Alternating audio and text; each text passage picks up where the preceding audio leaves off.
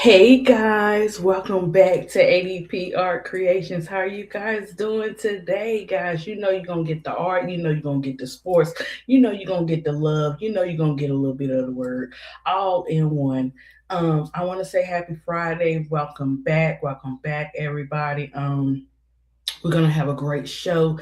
This is to celebrate the WNBA mothers and all the mothers in the chat. And we're just going to have a good time. So, I have so many mothers that we're going to have to go over. So, to get some of them in, because we won't be able to get all of them in, but to get some of them in today, I had to start before the 3:30 mark that I had originally planned. So, let's get into it. So, hey, she win. Okay, she wins. First one is first one in class, girl. You get an A. You get an A. She wins. And so we're gonna talk about Chelsea Gray first, and then we'll move on. We got Cheyenne Parker, we got De'Erica Hamby, we got Dewana Bonner, Skylar Diggins, Nafisa. We got a lot of mothers, but out of the 139 players, and I looked it up, they're saying it's only 12 mothers, but um I guess they're not counting like when I say mothers, I'm thinking of like the goats, the legends, everybody. Yeah, she wins. I got you. She win. Why you about to make me choke, girl? She wins crazy. Yeah, girl. Every now and then, you know what I'm saying? Plus it's Mother's Day. You might get a little extra credit, girl. I'm just saying, I'm feeling it today. Um, But yeah, so the first one we're gonna get in is Chelsea Gray. So I'll try to get as many as I can in the time that I'm on today, or whatever. So Kason is quiet, guys. He quiet for a minute, right? I don't know what he gonna do, but hey, y'all already know Kason is my background music, right? So okay, so let's get into Chelsea Gray first. And so this is from Vegas PBS, and Chelsea Gray is on the show, and so I have to stop it here and there through it so they don't flag and do all crazy shenanigans. So we're gonna do that with each video. So we might have to have just a little bit of break while I go in between because I don't have it to be able to get all the mothers on one video. You know what I'm saying? So let's get into it because we're gonna have some fun today. I'm excited, guys. You get to hear from them and grab your tissue because well, okay, just ADP because ADP be emotional. But okay, hey Donna, Donna, you and she is getting them A's today, right? Okay, so we're gonna play this clip. This is from Vegas PBS, and she does an interview with Chelsea Gray 7 days ago. Talk a little bit about basketball, but her motherhood, hearing it from Chelsea Gray herself. The WNBA, the defending champion Las Vegas Aces, opened the 2026 season May 9th against the Phoenix Mercury. It's a rematch of last year's WNBA finals when the Aces swept the Mercury in 4 games. Since then, Aces guard Chelsea Gray has been making her own headlines. She won the one-on-one championship in the off-season league Unrivaled, and she wrote an open letter in the Players Tribune to her 2-year-old son, saying in part, quote, "I know one day when you're older, you'll have questions about me and your mom, about your life and your family, and I want to tell you everything." Hold on, guys. Mumu, you gotta take the washing machine back in there. Hold on, guys.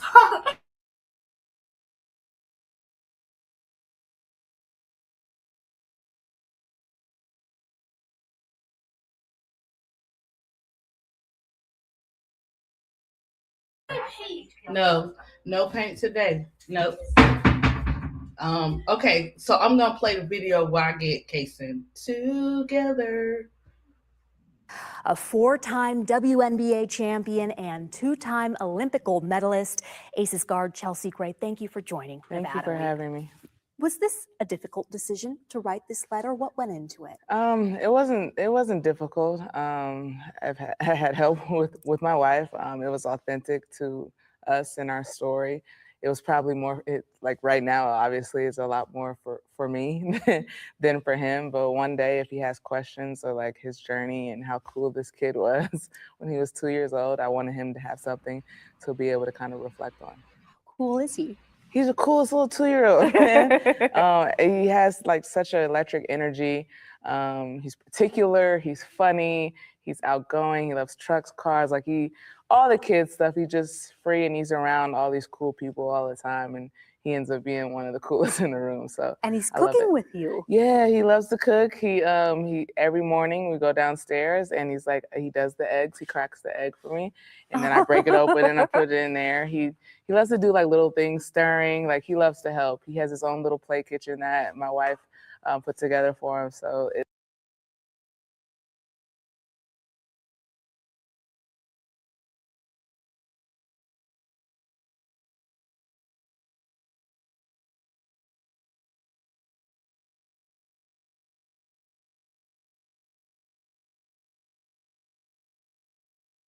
it's like our quality time in the kitchen for sure.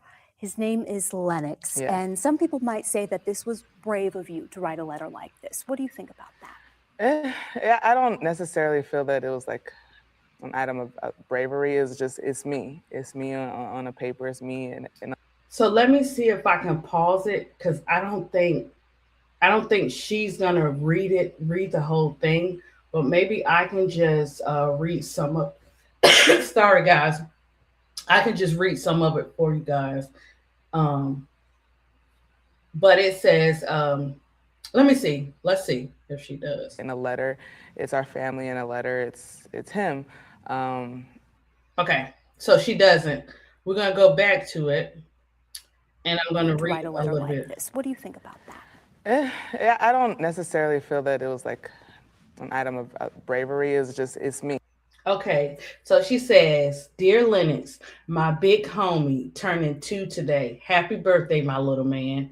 You're growing so fast that people already think you're 3. Listen, I'm trying to raise a big point guard over here." I was curious about that. I was real curious, was he going to play basketball?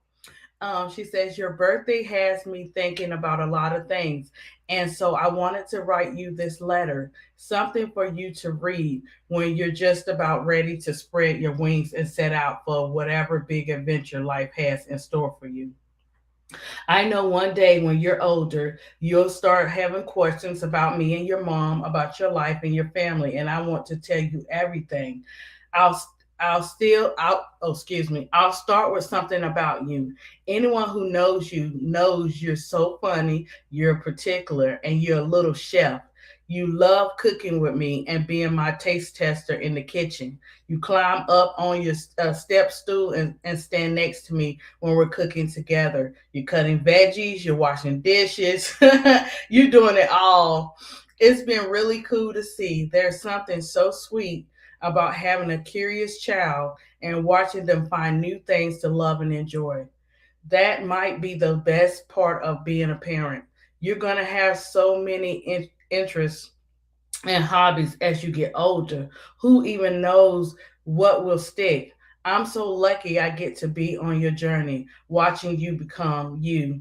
You also know that mommy does basketball. You come to the games, and thankfully, you're unbothered by all the chaos. You know, sometimes when I see you in the locker room, let me see if it'll let me finish.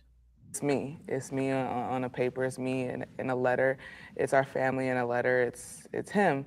Um, and I've Okay, so it doesn't let me finish. But I'm quite sure you could probably pull it up online. But I'll let her finish telling her story about Lil Lennox. Okay, I was hoping to read the whole thing, but it's not up on this particular show.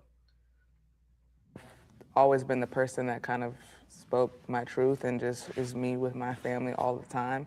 You see my parents all the time. You see my wife and son. And so it's authentically me, no matter what. And so you were feeling this. You wanted to write it down Yeah. so he could read it later, as you said, something for you to read when you're just about ready to spread your wings. But for all the other people who are out there reading this, what do you want them to gain from it? Part of this letter, and what people can probably gain from it, if anything, is that two things, yeah, it can be true. You can have this professional life, but you can also have this home life at home and be super present with your son and be intentional. It takes some intentionality to be able to do this because we're so busy, we're traveling. He understands that mommy goes to work, mommy goes to basketball, mommy always comes back. And my wife does a great job of being able to hold down our home while I'm away, and she's awesome. And so it's like when I come home, we don't skip a beat. And so kind of get it used to, you have to stay on it and be intentional about it. But two things can be true. You can like be at the highest stages, like go for all the awards, all the accolades, but also be at home and be a rock star mom as well. And you've proven that because in your time raising Lennox, you won your fourth WNBA championship, Yeah. and then you just won the one-on-one championship Yeah. in Unrivaled. What was Lennox's reaction to that win? So the WNBA championship, like he was just happy kind of to be on the court and in the midst of all the chaos. He just loves running around, and he saw the confetti and he's like, "Oh yeah, mommy won basketball." But I think it was the trophy that really like took him, and he was just like he was hitting the trophy, had a reflection, he was looking at himself, so that was cool. And then when I won in one-on-one, there's like a video clip of him just running to me. It's like the most like mom moment ever. I'm just like, that is the clip that I'm gonna save for the rest of my life. And he came out. My wife actually was like, he was about to go down, like to go to sleep, and I was like, hold on, let's change. Mommy's about to win. Let's put you back out there. And so, Diaper change? yeah, like he was in his like sleep clothes. Like we put him right back into his outfit, and he just came running out. I was like, oh man, like those are the moments you kind of live for. Totally. In the letter, you also write, quote, "One thing I hope, Lennox, is that the world you grow up in is more open-minded than the one I grew up in. And one day when you read this, you're surprised to learn that it wasn't always easy to be yourself for people like me and Mama. It was a hush-hush type of thing." And that had me wondering, how easy is it now for you and your wife to be yourself? Yeah, there's still things in the back of our mind where this world and where this society sometimes can be, but there's just he's so pure and so like happy and joyous. It's just like we just dive headfirst into that aspect of it.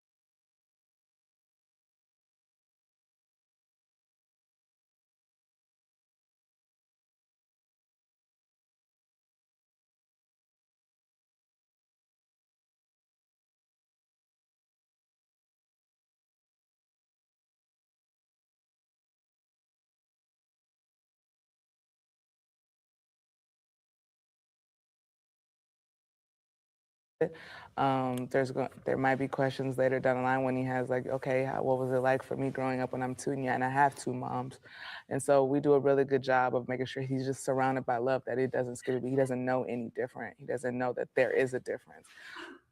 So, guys, we got to remember that our WNBA players, just as well as the men, the women are entitled to have families as well. And there is a thing called postpartum, and it makes a difference when you have a village around you, like Gray does, with her parents, and you know what I'm saying, her wife, and you know what I'm saying, everybody that's involved in her world, because you're out there playing your hardest and stuff, but you want a family too at the same time. And nobody should ever have to tell you no, you can't have those things just because you have a basketball career. And I think a lot of times people forget these women do have to get their bodies back into shape, but they shouldn't be criticized, especially in that first year that they're coming back. It has to be and it depends on the team, the managers, the GMs, and all that kind of stuff, how they want to handle those things. But you know what I'm saying? They have to get to the point where they realize like these women are not robots. They are actually human, and they deserve a fair chance, even though we have to fight for every bit of that chance. He just has two parents that really, really love him. He has a family that he can lean on anytime. And you wrote about your draft night, and you said that you couldn't have your wife there because there was just so much to lose by sharing your truth back then. That was back in 2014. What would have happened had your wife been there, do you think? I don't know. I honestly don't know. I look back on it and I wish she could have enjoyed that experience. We have so many more that sometimes that one just like we forget that you weren't there. Like I called her in the back, like everything. I don't know. The pictures probably would have been different. She was still as happy for me as she would be if she were in person. It's more celebrated now than it was before, and it's not that quite like long ago. We're talking about 12 years ago, but now I'm happy to see that everybody's open and honest with whoever they choose to bring. I wondered if you wrote that letter because you thought that Lennox might ask you about that later, like seeing pictures, or if you wanted to get it off your chest, maybe? No, I just wanted to know like how far me and his mom has come, and where our relationship now, and we brought you into this world to enjoy this love and to enjoy the joy of living and enjoy happiness and travel and experiences as young as 2 years old. And he's going to keep growing and understanding the life. And it's been cool to kind of see life through his eyes. Yeah. Talking about changes within the league over the last 12 years, you mentioned in the letter about how normal it is to have him in the locker room. Yeah. And how that wouldn't have been the norm 12 years ago. What do you think led to that change? I think everybody is kind of like welcoming And this is also what I was on with that new CBA too at the same time. So I'm glad that I'm sorry guys. I had I'm sorry. Oreo had posted something today. Oreo the cookie, so I told him to do some WNBA cookies. But hey, whatever. It popped up on my screen. But anyways, I'm so glad that this CBA the new CBA has something that is not like down low, and that's great for the players who have children. And we'll get to start to see that it's less of a burden on the mothers. I mean, gosh, we want them to play ball 24/7, but they also have kids, they're also parents. And imagine what they have to go through mentally to separate, like not separate the two, where you know what I'm saying. I couldn't have my child here with me, but now I can have my child here with me. And if I need to go give a little kiss, snuggie, whatever, to my baby Bop, my baby boo. Oh, sound like Broclod. Then I can do that. This makes a difference too in a player's game and lifestyle as well. So I'm loving this, guys. This is great. This will give people a better understanding of the WNBA moms from their mouth. And now that there's so much like media and there's eyes and everything, you're allowed to kind of express yourself in different ways. So him coming in the locker room is create this like family environment, right? All locker rooms aren't the same. I can only speak from my experience. And in Vegas, it's a family environment. We've had Becky's kids around and in practices, and then Lennox comes around now, and Cheyenne's kids come around, and it cultivates this like family and this bond and this chemistry and a trust that if you trust somebody and for them to like go watch your kid, like there's this trust there that's underlying. And so him coming in the locker room is joy. He came in the locker room after our preseason game, and so it was pretty cool. Just he's surrounded by such great women all the time, and so hopefully that just bleeds off and it gives him some good stuff. Totally. Head coach Becky Hammon, you wrote about her in this letter as well. Did she read the letter? She did. She was like, "Oh my gosh, I was in tears." I bet. And this is where it comes in. Everybody's relationship with someone is different. And so I don't know and I can't speak for this, if the situation with Dearica and Becky made her, what I'm saying, made Becky think different. It seems like it from Gray and Cheyenne and all that kind of stuff. It seems like it's different. And guys, listen, I do. Every time I look at Becca, I be thinking about sometimes what she did to De'Erica or whatever. But we don't know if they apologize. We don't know what has happened behind closed doors. But what I do know is that baby girl, when she was on there talking to Sue Bird, she still was hurting from that. And the thing with De'Erica Hamby, what she had to go through, guys, is that once the damage is already done, you can say sorry, but it's still there. The pain is still there. You know what I'm saying? Especially when it comes to a mother and her children and making those type of decisions. So when you hear about the coaches having children and stuff like that too, right? How is it you would want it for you and not also for the player? That's a miscommunication there, right? But can people change? Yes. Has she changed? I'm just looking at examples from like Chelsea Gray and a Cheyenne Parker. She could have cut her. She could have cut Cheyenne, but she didn't. You know, and just listening to Cheyenne, guys, when you hear about players and they're coming back from pregnancies and stuff like that, go research before you speak on it, because Cheyenne had to go overseas and her baby was a baby. She dealing with postpartum. Oh, sorry guys, she dealing with postpartum and all that kind of stuff. But yeah, we'll get into that. I'll finish playing the video for you guys.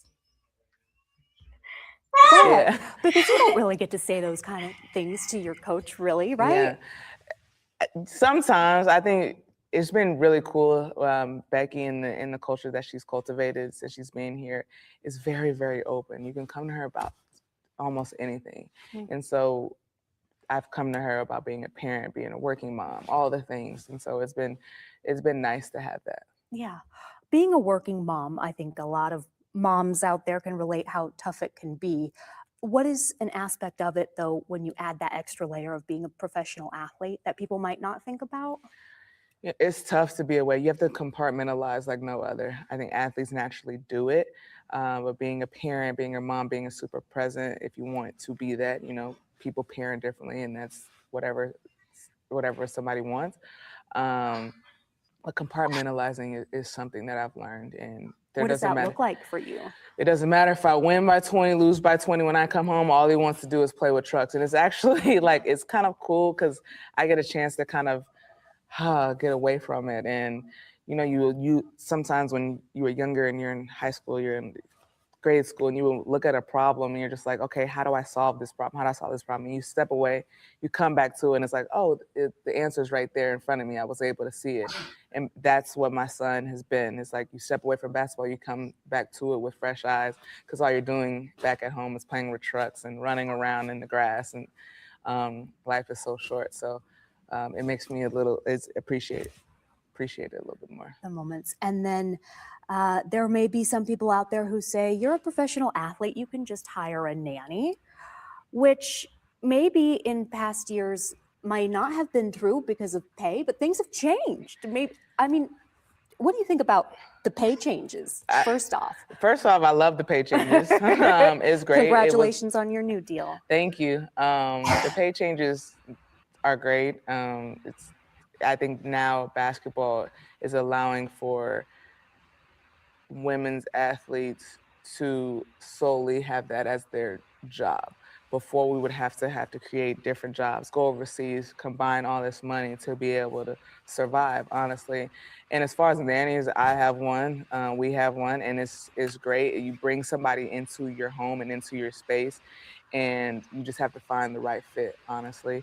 And it's been cool to kind of see different relationships, because who you surround yourself with is who is going to be impacting your child. And we're very, very selective in who we let in. That was such a good interview, right, guys? I love the way she took her time with Chelsea Gray. She wasn't judgmental. She didn't put words in Gray's mouth. Gray was able to be in a comfortable environment and speak her truth about her son. And you can, if you want to go back and watch it, it's on YouTube Vegas PBS with Chelsea Gray. It's an awesome interview. It was 11 minutes, so that's why I had to stop and go in between it. But you love to hear about the WNBA players outside of the W. And I like to say, hey, Shirley, hey, Bree Minor, hey, BD, hey, Belinda. And the rest of the ones that's out there ear hustling in America, hello to you too.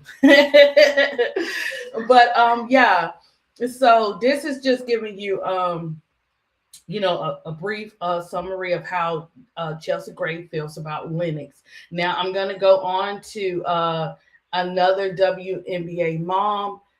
As we move along, I'm going to have to stop and go with some stuff, but not the stuff that I pull from like the social media, like the Instagram and stuff like that. So I have okay, so let's take Gray. Okay, we'll keep Gray on until, let's see. Let me go.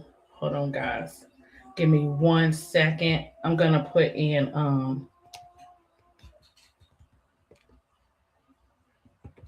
I'm gonna put in DB. DB she doesn't have a lot of things.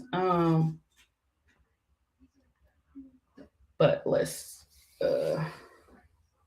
I kind of pull something else. Like, yeah, she goes on this show to, like, you know what I'm saying, talk about her motherhood and stuff like that. I check those out and those are okay. But I really like this one that I pull off of social. So I guess I gotta stop screen and share this one. If you guys know DB Dewana Bonner, Um she has twin girls, and one is one, you have to look at them because you can't, they're not, I don't believe they're identical, but I'm gonna see if I can pull some clips of the kids as well, but I don't think they're identical. Let me see if I could pull up because I had, let me see, when I got a clip. Okay, maybe not. All right, so let's pull up this clip. Let's take this one off. We'll come back to you too. Hey, not for the week. Okay, that's my article right there. Okay. All right. So I'm gonna okay, I did it. Okay.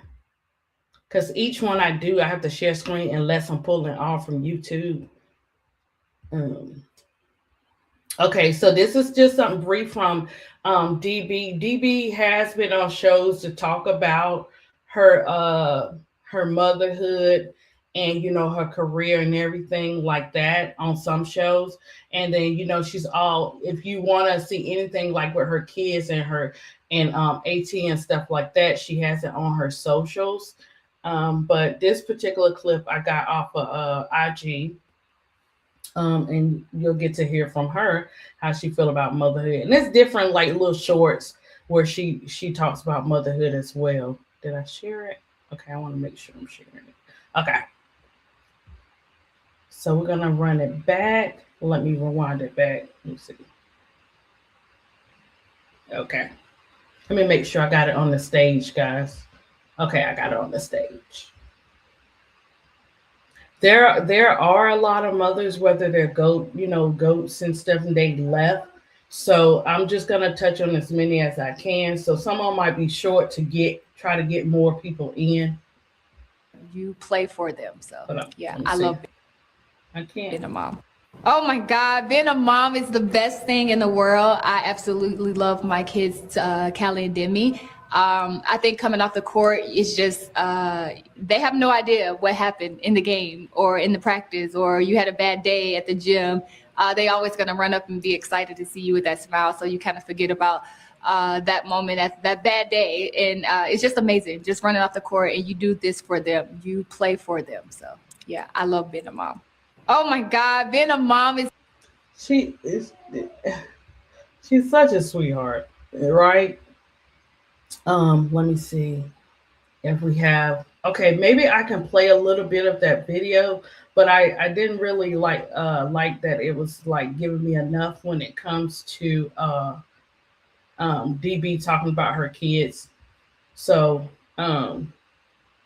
let's tap into it a little bit, because this one with an old with one of the teammates, Erica, it was okay.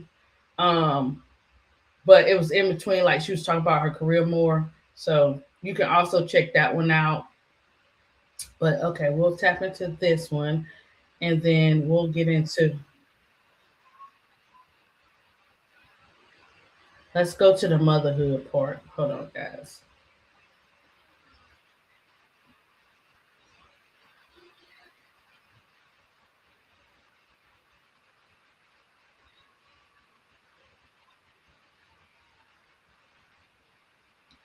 Let me find it.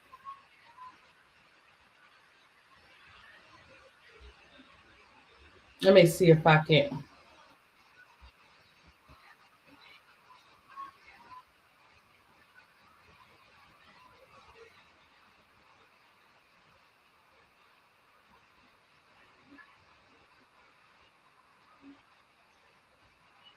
Okay, there we go.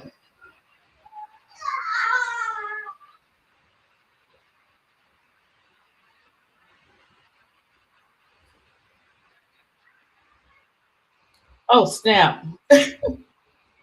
Guys, I am so sorry. I am so sorry. I'm sitting here just enjoying it. My bad.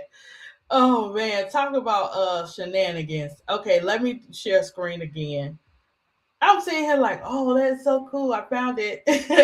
And oh, MG, you guys in here, not one bit of it, right? Okay, guys, just work with ADP. I told you it's a lot of mothers, so I'm just trying to do the best I can because I want you guys to actually hear it from you know what I'm saying, the players' mouths. Sorry, not for the week. Look, I'm gonna get it together. Look, it's still early. Okay. Now she can't live without it. So back. So pregnant with twins, set out, what was it, 2017? And then a comeback. I mean, moms are amazing, period. Female athletes, women mom athletes are incredible. So two-part question here, Dawana. One, what did you learn from your mom that you are now every single day are like, I'm going to show up this way for my girls? And two, how has that made you a better basketball player? I think just to be present. It matters so much to kids and babies when you're present, like as much as I possibly can. Of course, my job takes away from that sometimes where I have to travel and go play places. But when I'm there, their faces, it just says it all. So just being present, being in the moment. Some days you're tired from practice, but it's just like coming home to them and they have no earthly idea if you had a good practice, bad practice, good game. So it's just always the same. Just getting that love and energy from them is nothing like it. It's just an unexplainable feeling. I want to do it for them. I hope one of them one day, follow in my footsteps. If not, that's fine. But I also want to impress them. One of my kids are kind of picking up on basketball a little bit, so I don't want to come home and like, dang, mom, you play horrible. So they start critiquing you. Exactly. She's starting to pick up a basketball a little bit more and want to play. So it's just like, yeah, I want to show off for them. So everything I do is for Callie and Demi, always. I love that. And so you know what it's like to put in the hard work. I mean, physically coming back from that. What was the biggest lesson that you learned from that comeback? Oh man, that took a lot of strength. That was probably the hardest time of my basketball career.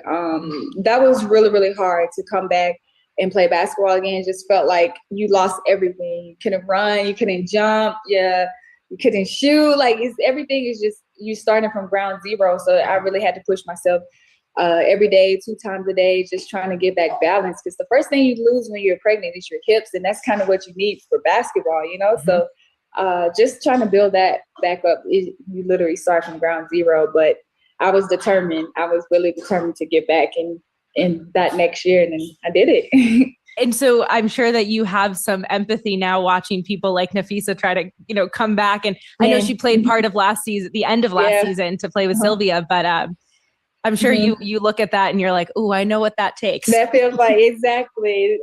Just if I have any words, just be patient with yourself, be kind to yourself, because it's definitely a journey for sure. So talking about, words of wisdom and advice here, when you look at rookies coming in, what would you tell them knowing what you know now? Yep. Be yourself. I feel like a lot of rookies come in and they're all nervous and they change the way they play. Yeah, you have vets and you have people who could score the ball, but you're there for a reason. You got drafted because the coaches or the GM. So, guys, I just want you to hear from Dewana, a little bit about her kids. I want to see if I could pull some. Let me see if I could pull just a clip so you guys can see her twins.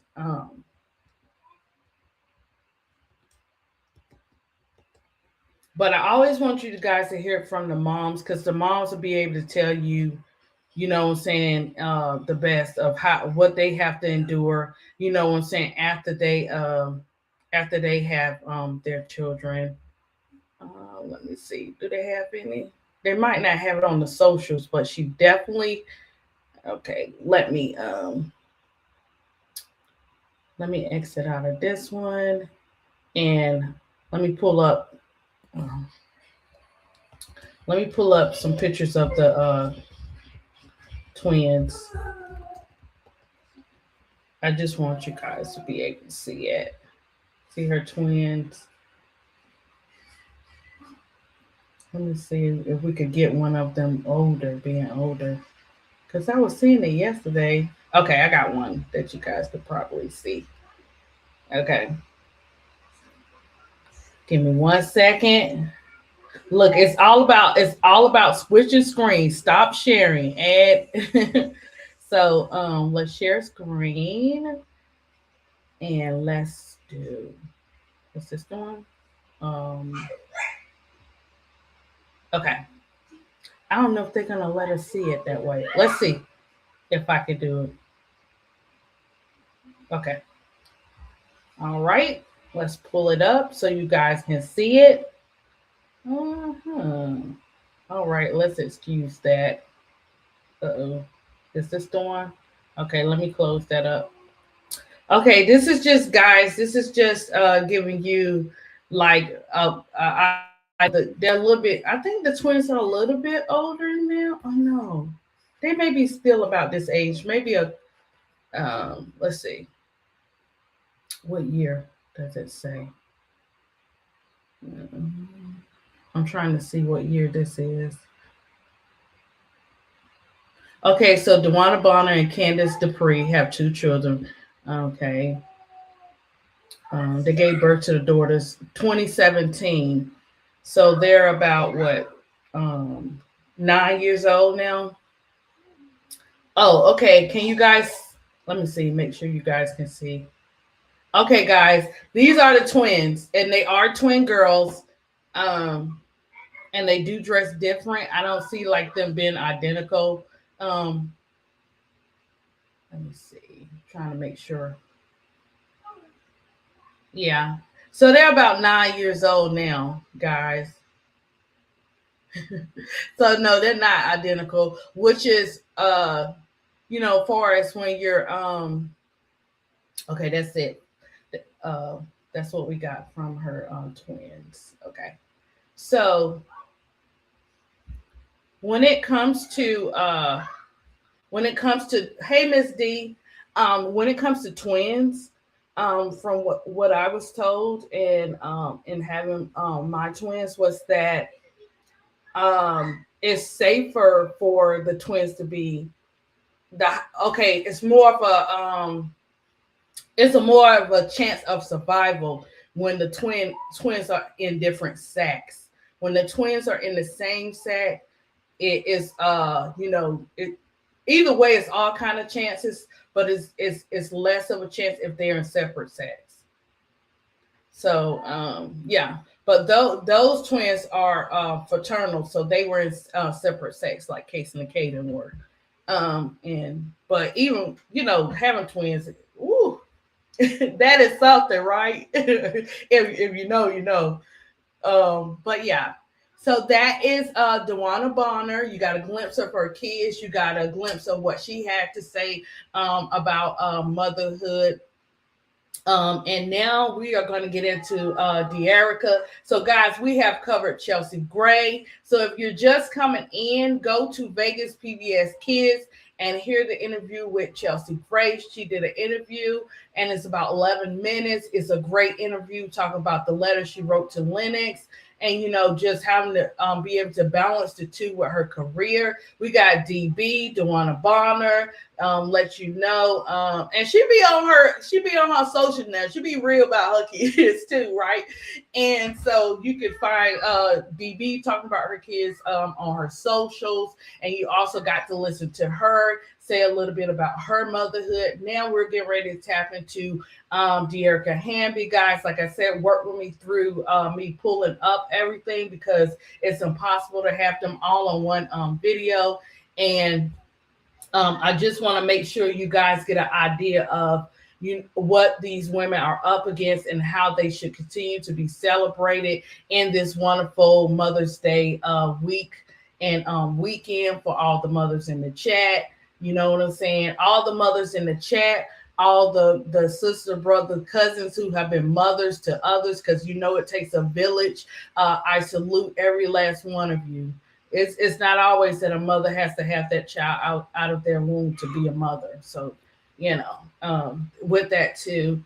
And so, and that's the thing for me. So I'm more of like my aunt is more of my mom's than my birth mom is. And you just never know. Sometimes it works out different for people. And so, yeah. So we're getting ready to get into De'Arica Hamby. I pulled up the portion where she talks about her pregnancy with Sue Bird, and then she got some clips on YouTube. So I'll probably pull up like one clip of that on YouTube, and then we'll get to Fee and some other players like Cheyenne Parker and stuff like that. Okay.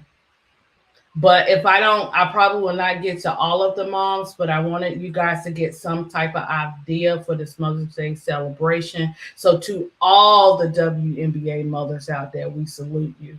It's just that there's not a big time frame where I can get the vets, the legends, and everybody else up in here because they have kids, okay?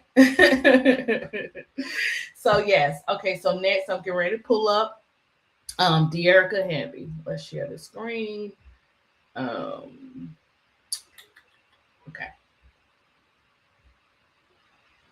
I'm gonna pull it up.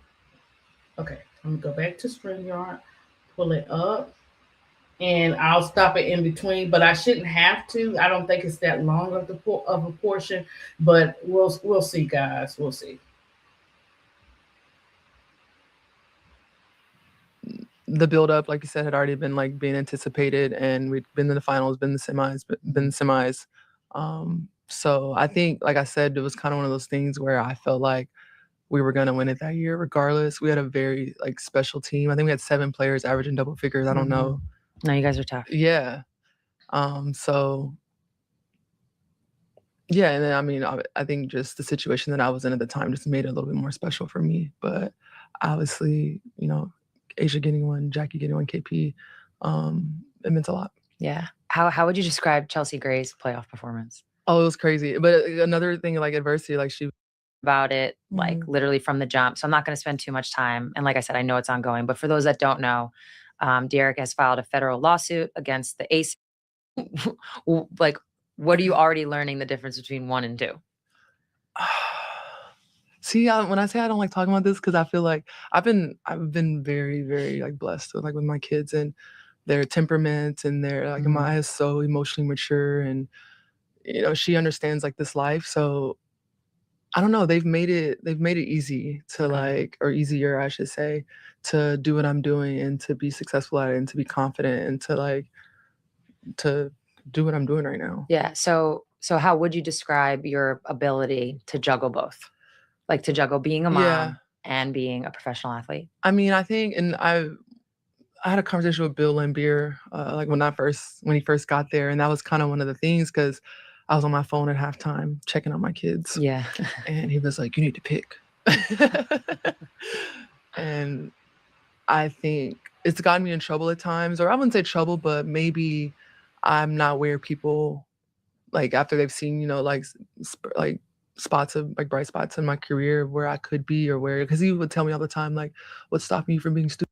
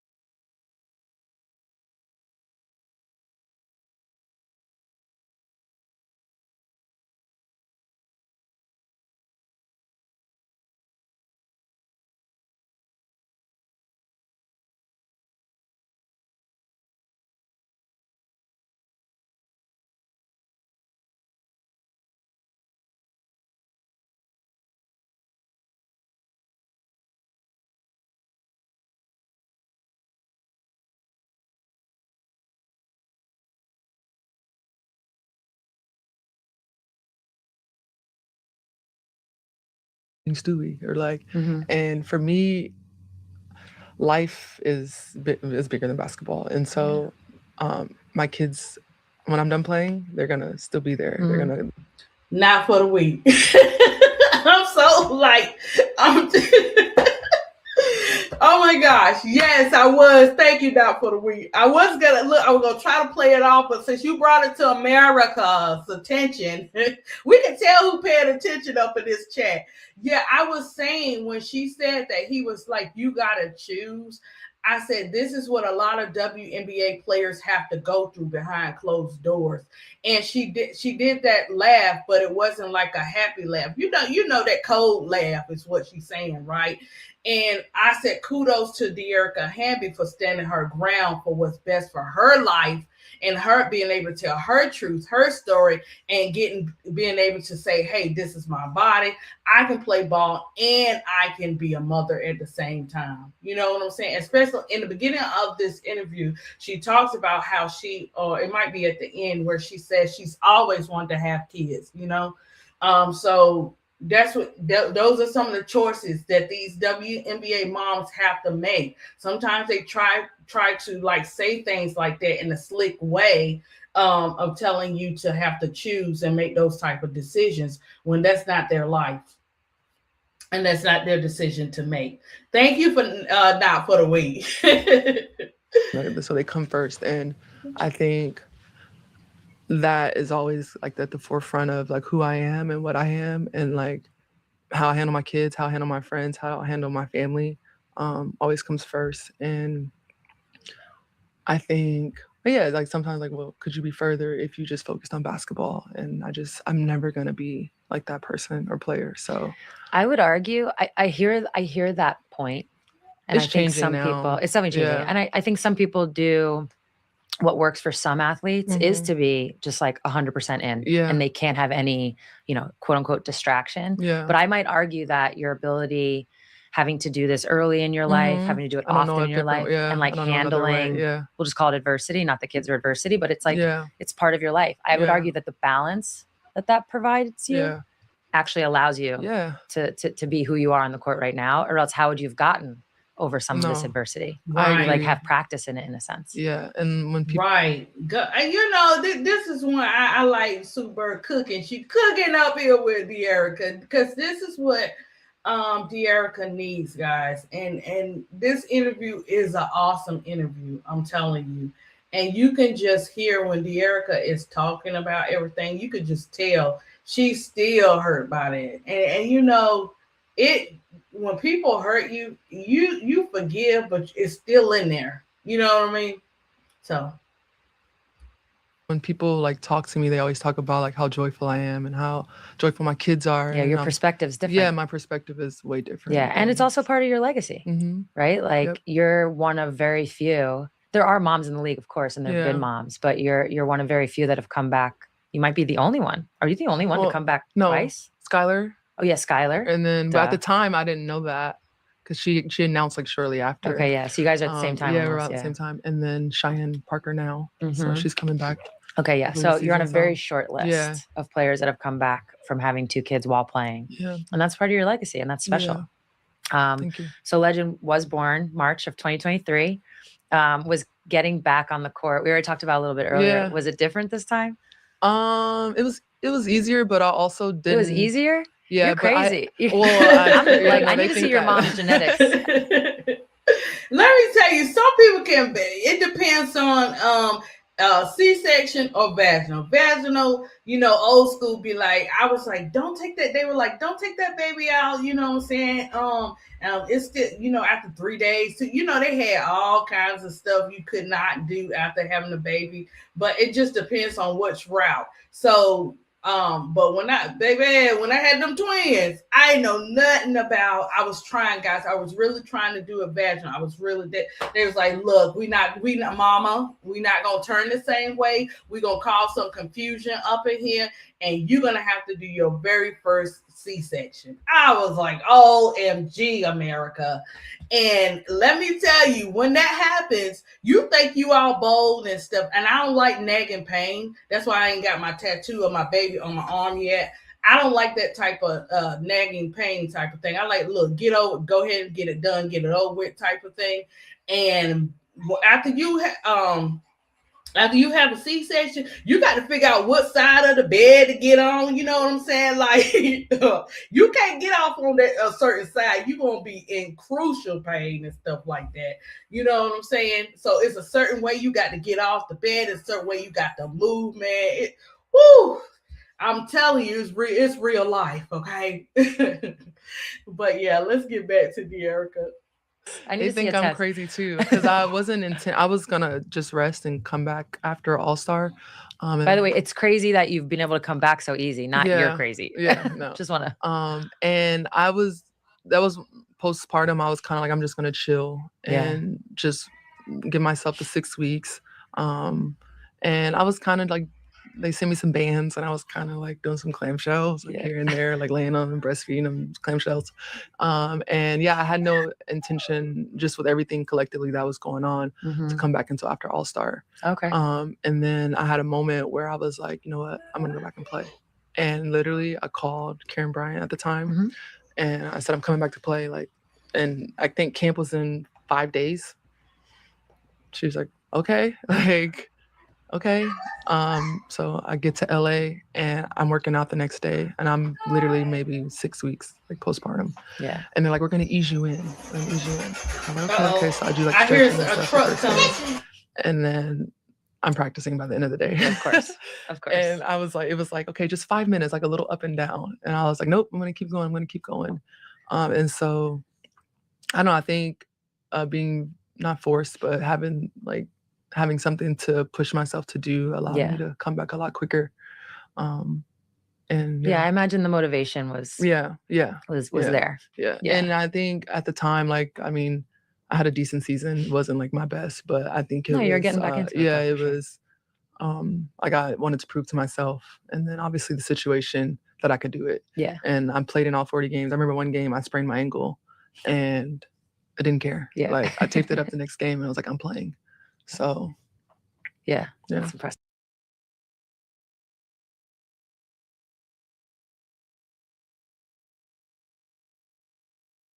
Yeah, guys. So you got to hear from De'Erica, about her motherhood and a little bit about postpartum and stuff like that. So I'm gonna try to pull up. Let me run it back.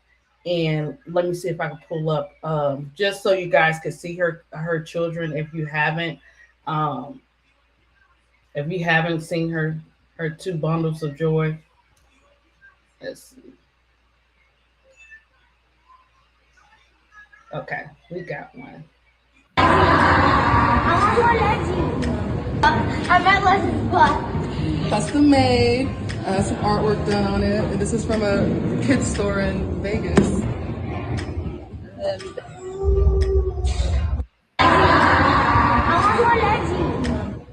I'm at Leslie's butt. Custom made, some artwork done on it. And this is from a kids store in Vegas. And let me tell you, Dearica is, you always see Dearica with her kids. You see her, her daughter with her daughter and everything. So we know baby girl got her kids. We're getting to see them, watch them grow up and everything. Hold on, guys, my little one back here. Oh, let me check. All right. Okay, just wanted to make sure. We pretty much are watching Dearica Hamby kids grow up. Her and her daughter wrote a book, and the book is based on how, balancing the two, with having a career and, and having kids at the same time. Cute, just cute book. You can get off of Amazon if you guys want to check that out. But she, Dearica, she be on it. You see her kids, the little ones, we can't, the little ones be running around. So, we don't get to see Legend all the time. But we get to see him sometimes. So she lets it be known that, these are her precious babies. And people, someone was trying to mess with her on social saying, we always see you with the kids. What about the dads? She had to clock that tea. She said, listen, let me tell you something. I have a great relationship with my children's fathers. And guess what? They are very much a part of their life too. So don't get it twisted. People just be talking and out the side of their neck without knowing. But yeah, we have to realize that the players are human. There are going to be mothers, continue to be more mothers in the WNBA. And whether we feel it's the time for them to have their children, we are not the ones that can dictate, say what they can and cannot have based on what they want or whatever. So I just wanted to let you guys know that about our girl Dearica Hamby. She definitely has a beautiful story that you guys may want to go tune into. Okay, so next up is our girl, hold on guys, Skylar Diggins. So we're gonna get to Skylar Diggins in a minute. Let me take this screen off, and then we're gonna get into Skylar Diggins, just a glimpse of her talking about motherhood.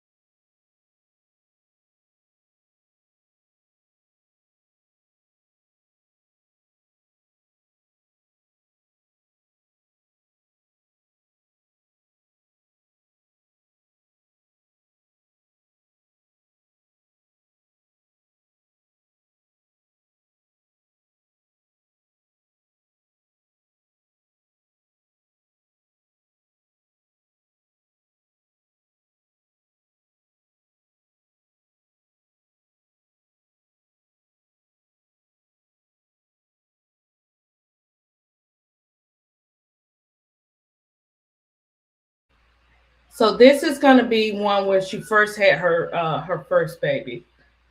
Let me get it up here. Okay. Make sure. Let me pull her up. Okay. And we're going to take it from there. I'm going to let you hear this clip. It's a short clip. And then I may pull up another one for you guys on Skylar Diggins. Yeah, I had a baby, so I'm working my way back off the floor. So I'm onto the floor. Obviously, I had a baby a few weeks ago, and so it's just a process for me getting back to 100%. So it's a lot going on, and separation anxiety every time I have to leave them. But it's great to have so many women that you can talk to. There's a lot of women on my team who are moms, Glory and Taylor, to talk to and kind of see how they're balancing everything. And there's a lot of women to reference around the league who have children. And it definitely brings a different perspective. I don't know if it's like a nurturing sense. I think we talked a little bit about, a nurturing aspect, to the team that I may bring now, maybe a sense of peace and understanding that, plans change and kind of having a new level of maturity to myself. And I feel accomplished too. Shit, pushing a baby out, I feel accomplished. I feel like, everything's into perspective for me now, and things that were important to me really aren't. So I just try not to take any moment for granted. I definitely think, your role for every team, may change as the years go by. You know what I'm saying? But for me, I'm on the sideline now. So for right now, just trying to be a coach on the sideline and just trying to back up Brian and trying to help the younger players and to just try to bring, that role of leadership from the side now. So I'm on the floor a little bit with the girls, and obviously, like I said, just trying to help everybody and just be available as a vet, just to, try. When you listen, when you start to have your own kids, it's a different type of ball game versus when you just babysit and watching them and they can go home. It's a big difference in between the two. And I think I don't know how she's doing now with players coming in, but it's kind of, it's got to be a balance, and sometimes it could be hard to balance the two. But yeah, I saw that, big girl. I saw that they've been posting that, and then I believe they announced it before she could. Just but look at the team. I mean, look who I they moved too funny over there in that land for me. And just I love me some Skylar Diggins. I just to hear her, give you a brief summary of what she went through with her pregnancy and talking about it a little bit and getting back. Also, let me share a different screen too. Let me stop screen and share something else. Also, I got this clip of her. Let me find it. I'm going to hold on to that. I'm going to share this one in a minute. But Skylar waited, guys, to she waited to release all the information of what she had to go through with having with having a baby, and the back end of the story and everything. She waited, and then she finally released it and talked about it. And that story, oh my gosh, it's not for the weak. You know what I'm saying? It's definitely it's heartbreaking to see any mom have to go through something like that. And then on top of that, you know what I'm saying, anything could have happened to that unborn child. And it's just crazy to all that was attached to that, to all that was, a part of that type of thing. It's sad to see and to hear. And then yet, years later, you have your own children. You know what I'm saying? You have your own children, but you were against someone else having theirs. That, what I'm saying, that type of stuff comes into play. And then on top of that, she's a black woman too. Let's keep it real. Let's keep it 100. Even with that in the the black mothers wanting to be mothers is a different thing as well. Um, yeah. I know Belinda. Belinda was like, how do you suspend someone for having a child? This is not the Stone Ages. I know. I saw that and I'm like, that's crazy work. And then I believe they announced it before she did. But it's a lot of stuff, and said that these players deal with and making the choice to become mothers that they shouldn't have to go through. It's crazy. And you don't hear it unless they speak on it. And when they speak on it, people want to come up against them. Look, I don't care nothing about look, if you're a fireball, had an attitude, you do what you do on the court, and that doesn't excuse the fact that you are being mistreated and you're not being treated right. Okay, so I'm gonna tap into this little clip of Skylar, and this is what she had to say. And it's cute. I like it.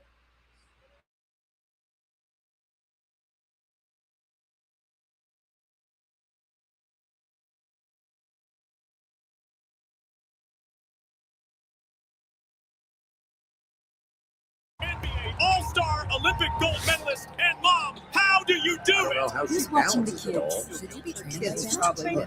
You can't do both. This is a lie. You don't have to choose between ambition or motherhood. You can chase your dreams and help them build theirs. You can show up for your team and show up for them. You can push harder, get stronger, speed up, slow down, take up space, ask for help. You can do it all. Because motherhood doesn't end ambition, it reshapes it. And it's time the rest of the world catches up to everything we can be. And Mom, a new podcast hosted by me and Cassidy Hubbard, where we open up about what it really takes to build a career and be a mom. Because you can do it all, you just can't do it alone.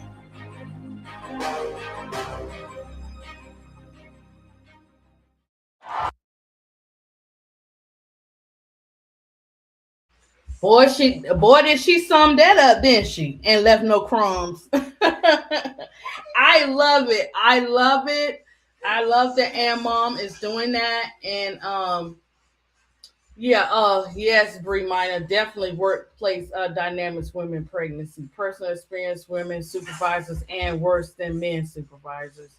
Yeah, it is something else, guys. And the players having to deal with this kind of stuff. This is why I was like, I didn't do one before. This is my first time doing a WNBA tribute to mothers. But we got to let the world know. We got to let them know, like T.I., right? We got to let them know. You know what I'm saying? It's not easy in making these decisions. This goes back to putting women inside of a box. We don't have to be inside of any type of box. We still can be moms and have careers too. And sometimes it's not planned out. You know how people be like, I'm gonna have, we're gonna have this all together and we're gonna have this child at this certain time and we're gonna plan this and plan that. Okay. And then y'all be like, oh, this one won't plan. Okay, because you can't really plan them. You think you planning something. You ain't planning it at all. Look. You just be happy to see them. You've been working on a mission, right? And so yeah. But it's good to hear from the players. That video just summed it up. And when Skylar speaks, Skylar don't tell no stories on this one right here. Now she might give you a fairy tale now because she got to do what she got to do over there at the sky. You know what I'm saying? But Skylar gonna keep it real every time. Like she might spill this and she be like this. You got to figure out which way she going with her code talking. Period. And but yeah. I love that she did this video because this is what a lot of mothers in the WNBA have to put up with and they have to go through. Let me see now, guys. Let me check. Okay, I do have an article I pulled up also. Let's get into, let me close this out. Let me see if we can do go ahead and do Breonna Stewart because I want to do Cheyenne Parker too. I was gonna do something, guys, but I had to catch myself. I said, okay, let me go ahead and put Stu in here. No shade, but I was like, okay, I'm gonna put Stu. Big pimpin'. Let's see. Oh, let me put on motherhood. My bad. So I ain't got to close out and pull up again.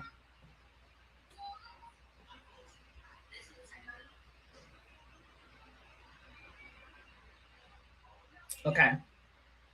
And look, okay, is this the kids with her? Let me see. Oh, that's Perfect Nights of Rest. I'm trying to see if they'll show the kids in this one. And she's a funny character when it comes to her kids. She was like, she was saying like, be careful, like, talking in front of your kids and stuff like that because, hold on, let me pause that. She was like talking in front of your kids because they'll repeat something. So Breonna Stewart's like she's kind of like the cool mom, but maybe one look at you, you'd be like, okay, I ain't gonna do that. But she was saying like an example of her daughter repeating this potty word or whatever, and she said, "Oh yeah, that one right there, she's gonna be more vocal or something like that." It was just so funny. But when you're um parenting your kids and stuff, they gonna repeat you and they gonna say some stuff. You be like, "Dang, I didn't even know she know that."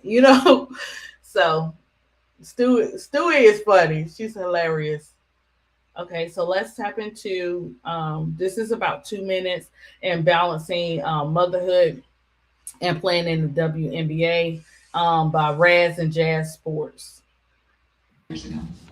I think motherhood has given me perspective, and the same of having a wife and having a family is understanding that there's so many things that happen throughout a basketball game, good, bad, turnover, missed shot, and it's like, but look at who I get to come home to, and understanding that and wanting to be great for them and show Ruby that if she wants to play basketball some days, and these can be her goals or whatever she wants to do, and having that type of approach and perspective. And I think it also comes from coming back from injury, understanding that you never know when your last moment on the court will be, or when you're gonna have to come back from something tremendous, and appreciating every second after that. Bruce. Stewie, congrats. Bruce Beck, NBC4 New York. Back to business for a minute. How do you expect your club to respond tonight, down 1-0 in this series? I expect us to respond really well. Obviously, Connecticut played well and on Sunday, and we're ready to bounce back tonight. We know that this is a home game, and we have to, really use the energy behind our fans and our crowd. And we've talked over schemes and everything like that, but it comes down to the way we play. And we want to be the aggressors. We want to play fast. We want to rebound. We want to run, and I think we're ready to do that. Let's take one more from Andrew.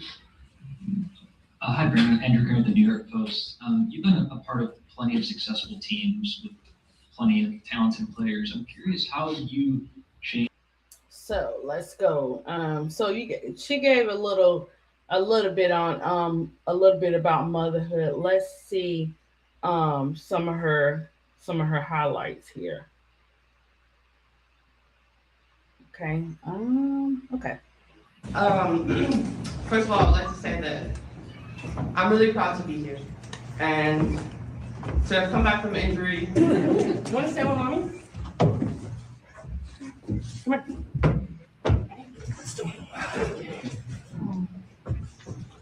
To be a role model to you, Ruby, is really what keeps me going. And today, you get to see your mommy win MVP. First of all, I'd like to say that. And she has two, so I think that's Ruby and her son right there.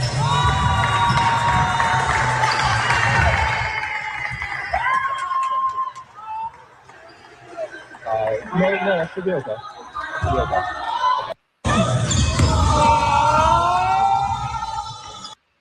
Kids, they're so adorable. They just do the sweetest things for their mommies, right? I love to see it. So, so Breonna Stewart has two beautiful kids. You got to hear her speak a little bit about motherhood and them being so vocal. And these kids, when they play it back, they will be able to it's just gonna warm their hearts to be able to see that. Yeah, they are. They are not for the weak.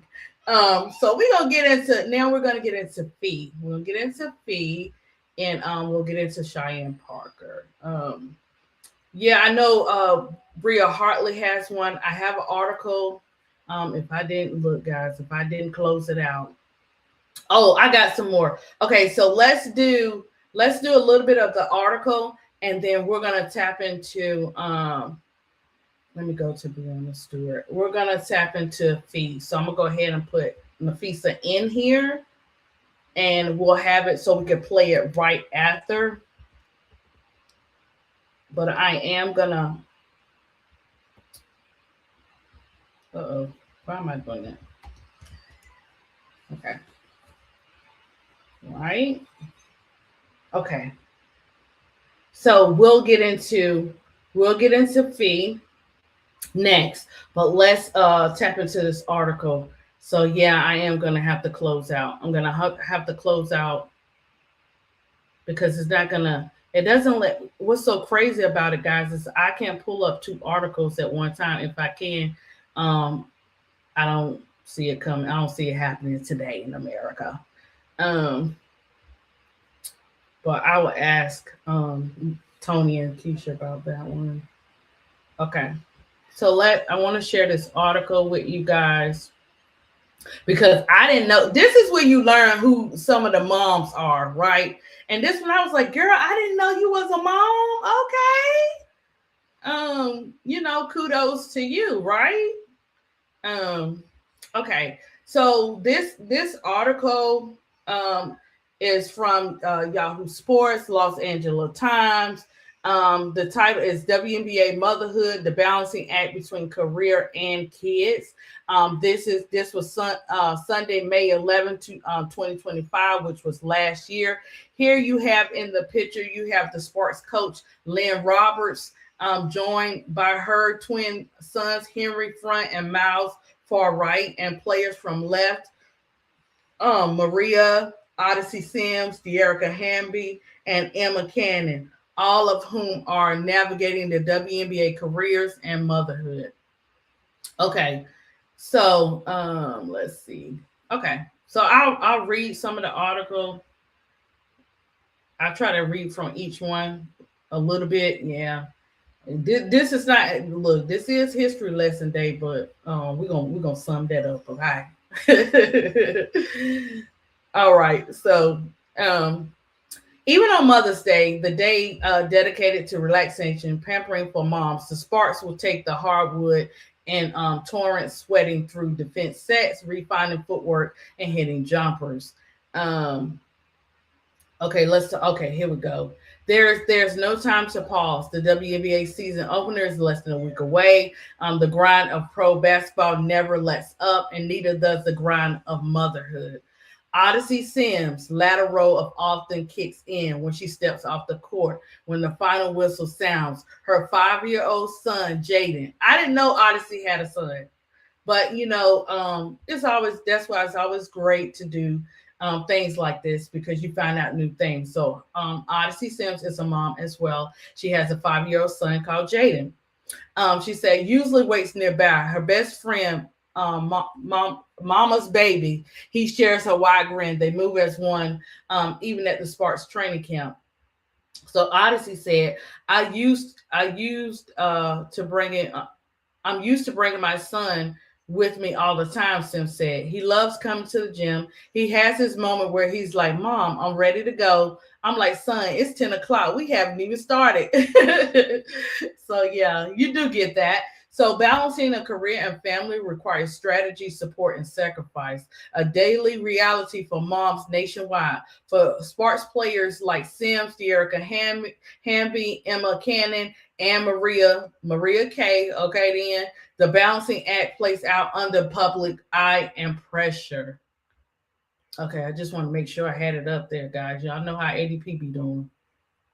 With limited hours in a day demands pulling from all sides. The two worlds inevitably interact. Children at practices and games are common, as on FaceTime calls squeezed in during late night hotel stays. And as you know, this is Dearica and her daughter. There's a lot of pressure, said head coach Lynn Roberts, who has 2 twin boys, 9 years old, Miles and Henry. To be as good as they are, it doesn't just happen in practice. They've got to do it all the time, juggling being a mom. I'm in awe of them. Compared to what most WNBA teams, the Sparks feature a usually high number of mothers in the league, which is about 10% of 156 active players are parents. For those few, having children reshape their perspective on life, career, and the game itself. They changed me, made me a better person, Cannon said. Life without them is crazy to even imagine. I'm grateful enough to even be called a mother. Cannon wears her children on her sleeve, literally. Her left leg is canvas of tributes to Dora. Her 3-year-old son is linked behind her knee, flowing cursive Above that, the initials of her newborn twins, Sage and Suede. Okay. Are paired with their birthday, crowning it all is a tender portrait. Three small hands clasping hers is a portrait of her family togetherness etched in ink. All three were in the tattoo parlor with me when I got them done. Candy, really? Okay, hey, art lesson. At 35, Cannon is a 14-year-old basketball veteran, yet still a newcomer to parenting. She and her wife Tia had always discussed having children after basketball, but that reality came sooner than expected. As the seasons passed, the urge to wait faded. Before long, their family began. Oh, look at that cutie patootie. Yeah. So, once she said, once we had Dora, I hope I'm saying the baby name right. We wanted him to have siblings because we were raised with siblings as well, Cannon said. So once that happened, God blessed us with twins. But admin, the joy are the nonstop demands of a professional basketball career. Each player admits to feeling some degree of mom guilt, the emotional weight and anxiety of striving to meet the expectations of parenthood, even when they're doing their best. The guilt intensifies under strain of juggling multiple roles, trying to give both their families and careers the attention they deserve. To be honest, I feel guilty whenever I don't have my child, said Sims. A single mom who finds comfort in bonding with Jaden is guilt in a sense because I feel like you cherish every moment. Kids are growing up so fast. So that couple of hours away feels like a day, days, sometimes like a couple of months. This feeling of guilt is not unique to Sims. Cannon, too, felt the emotional weight of separation during the team's first preseason game in San Francisco Friday, her first time traveling this season without her newborn twins and son. So, guys, you can see that this is why I say, you have to always understand the players before they hit the court, because you never know the days that they're not playing well doesn't necessarily mean they're losing their skills or they don't still have their skills. You don't never know what a person going through. You know what I mean?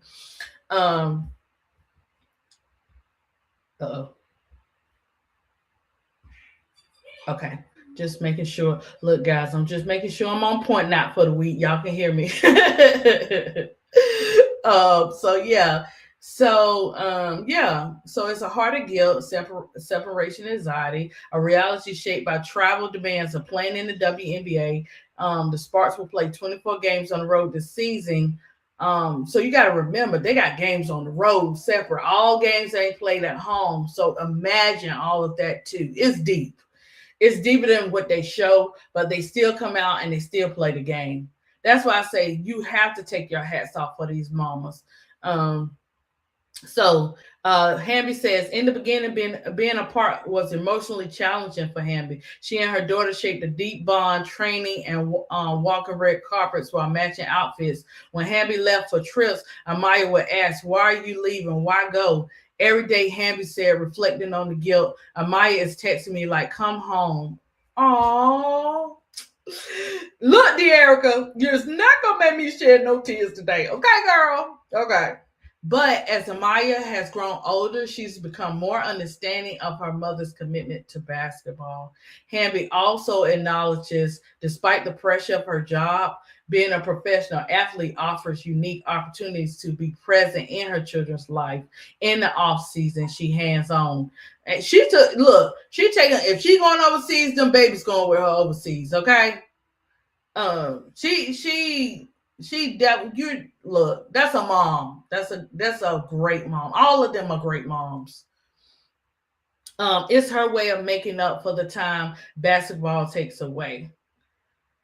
So yeah, so that's just giving you a brief summary. Oh, that's a picture of when she had baby boy.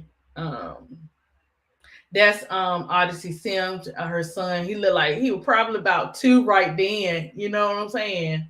And I think that's about it for that article, because I didn't want to read every single line. I just want you guys to get an idea of the mothers speaking from themselves, and you get you guys understand where they're coming from when they're coming back to play after they have babies and still wanting their career. And people having to hear people say, well, she's not playing the same. She had this baby. She's not going to get back to her normal play. Who are you to tell her what she can and cannot do? And then you mess around and find out. You know, the same thing like with the Cheyenne Parkers. You know what I'm saying? Like, I get it. You have to understand that people act like, first of all, people in America be acting like having kids and birthing kids is just super 100% easy. You know what I'm saying? The process be real, okay? It be real. I'm gonna say that because without getting into details. All right, so we're gonna go on to we're gonna talk about she got 9-year-old twins, she whiz. Now we're gonna touch on and talking to let's take that one off. Okay. Woo. I thought y'all gonna get shut down, guys. I'm trying to close out stuff. She has 9-year-old twins. Now we're gonna get into Nafisa Collier and her talking about motherhood, and I'll do Cheyenne Parker. And guys, we'll probably have to touch this back up after the 2-hour mark. We'll have to probably come back and touch this up because y'all know ADP. You know, I done put my request in. Guess what? You know it's game day, right? You know where I'm going today, right? It starts with the W and it's a compound word. It's a compound word, okay?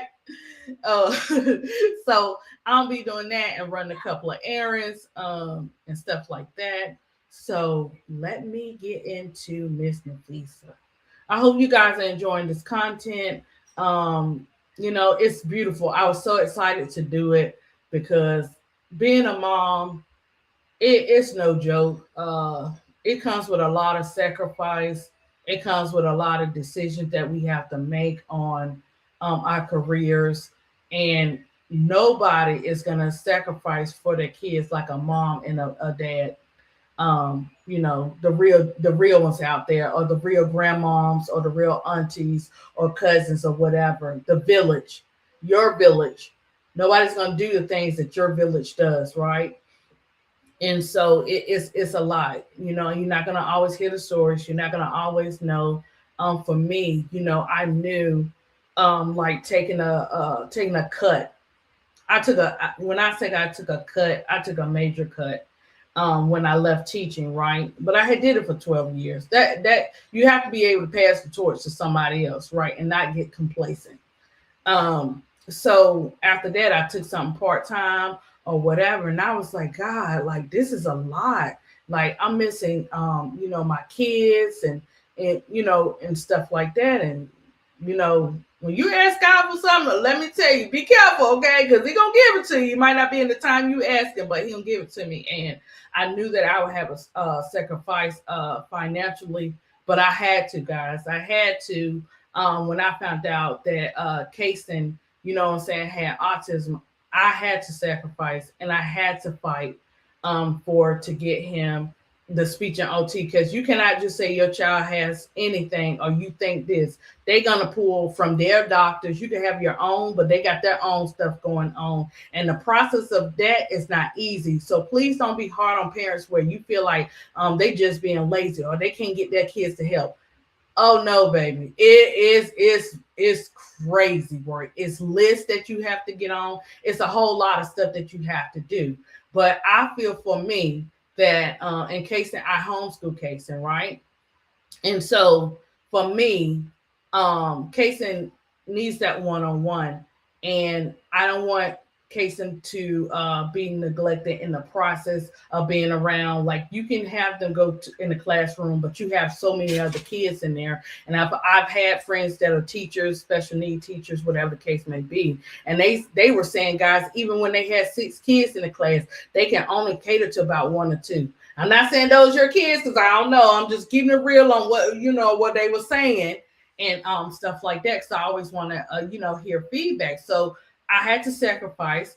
I sacrifice and I drive those 45 minutes there and 45 minutes back for them OT and speech days or whatever. And mind you guys, those sessions are not $5, $10. You paying for a 30-minute session of speech, $300 and some dollars. You're paying for OT another $300 some dollars. Like, yeah.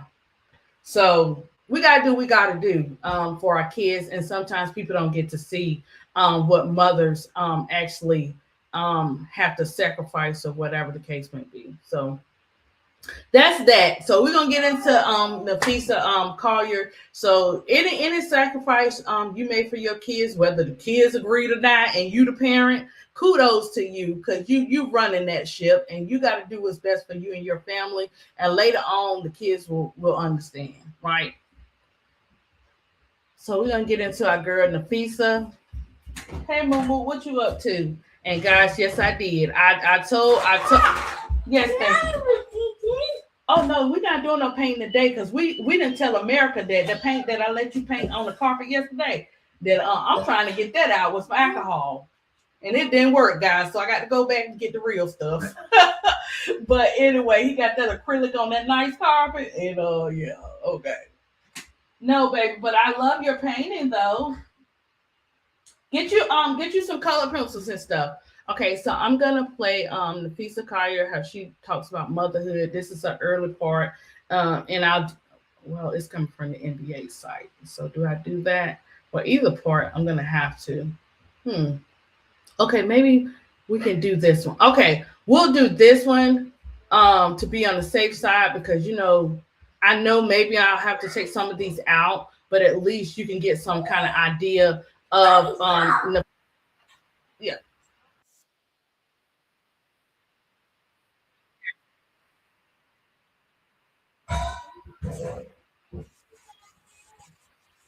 Let me pull it up here. Oh, sorry. Kids really young, and then that age came, I was like, maybe I could hold off. Okay, I'm gonna start it from the beginning, guys. On becoming a mom. Thank you.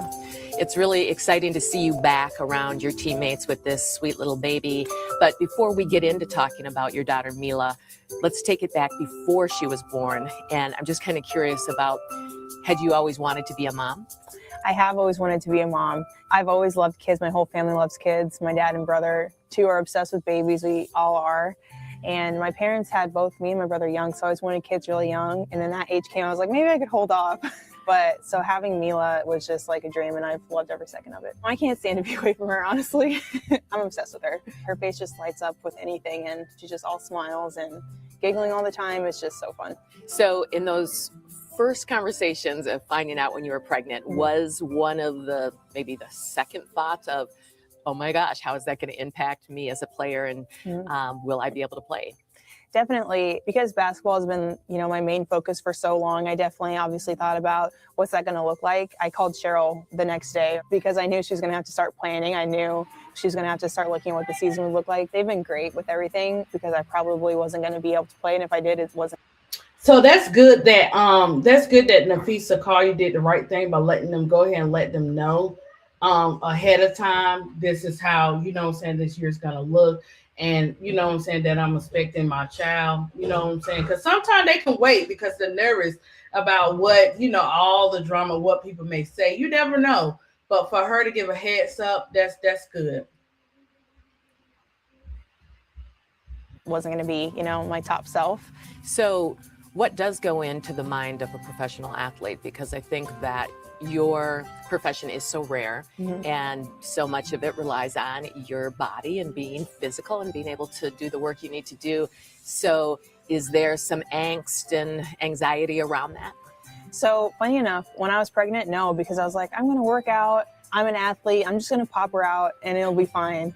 I was delusional. That's not what happened at all. So this is definitely the hardest thing my body's ever had to go through, and the longest rehab that I've had. I'm still going through rehab, 8 months later, to get my body back to where it was. Let's just talk a little bit about after Mila has arrived, and setting basketball aside, what were some of those first moments in the first couple of weeks of having this brand new baby? Hold on. Let me read this, guys. So Michael said that he said, "Hey ADP, my mom was born with polio, was in a wheelchair to 17, raised us 5 kids, and made a nice home. Beautiful women. Moms are God angels." Oh, Michael, that's so beautiful. Yes, salute, Mama. Um, Bree Minus said, "My personal experience dealing with supervisors and women pregnancy in the workplace, women are worse, particularly supervisors with children." Okay, Bree Minus. Hey, we got to keep it real too at the same time, right? Um, Belinda said, "I have a relative with a child with autism, and the whole family provided support that so that the mom could work."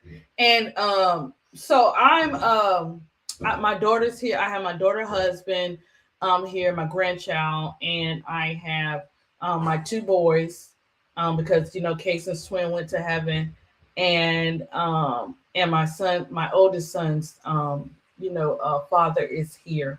The rest of my family who I'm tight with and I can count on my hands, they are in DC. And so to get this far, Belinda, I've had the village of of help between big sis and big brother to my son's father, my oldest son father, who also helped, and realizing that being a mom, that I have my blessings to come with it too. Even after the fact, because my oldest son's father, that's our only child together, but he's always been a part of my oldest daughter. And even when I had the twins, and they were he wasn't the father of he's not the father of my twins. He still stepped in, and I can ask him for certain things, and I have no problem even when I don't ask. And that was a part of my that's a part of God allowing me to have them a part of my grieving journey, is to have them around. Even with my oldest son, he has 2 more siblings, and so his older brothers, their mom is pretty much a part of being part of our village as well. So yeah, it's a blessing to have that, you know what I'm saying? Because I've had that. And then, now it's to the point, it's just me being able to make sure Casey gets what he needs. So nobody can, one thing you won't ever hear about ADP is that ADP gonna sacrifice for her kids. ADP gonna do whatever is best for her kids. No matter what nobody say. No matter what you throwing at me, when it comes to my kids, whatever I got to do and whatever I got to sacrifice, I'm going to do that. And if that means me not making a certain bracket financially, then that's what I got to do, because I'm a living testimony that God will provide. Right. So it's great. It's great to have that type of, what I'm saying? It's great to have support systems, period, because moms need breaks too. See, I'm starting now. Guys, to start learning that. So that's why I was like, when She Wiz was saying, we could go to some games, and then somebody in the chat was like, "Hey, we're gonna do a trip." I'm like, okay. I usually don't do that thing because I'm so busy, putting others before me. And stuff like that, which I have no problem with doing that. That's just the way God made me. And sometimes I'll be like, I'm learning to take the mommy moments. I'm learning to go out and do stuff, and not be like, oh, I got to get back to casing. You know what I'm saying? So it gets like that sometimes. Sometimes be more the parents, that separation than the kids. The kids be like, okay, I'm good. So yeah. So we'll get on to finishing with Fee, but thank you guys for sharing your stories in the chat. I'm definitely gonna read them. We'll finish up with Nafisa, we'll do Cheyenne, and then we're gonna get ready to get up out of here so that we can enjoy this Mother's Day weekend, and get ready for the games tonight. I forgot who's playing. If you guys know who's playing in the chat, drop it in there, and I'll pull it up before we get off too. Because I think the Aces are playing tonight, but I could be wrong. But I think the Aces are playing. Fear.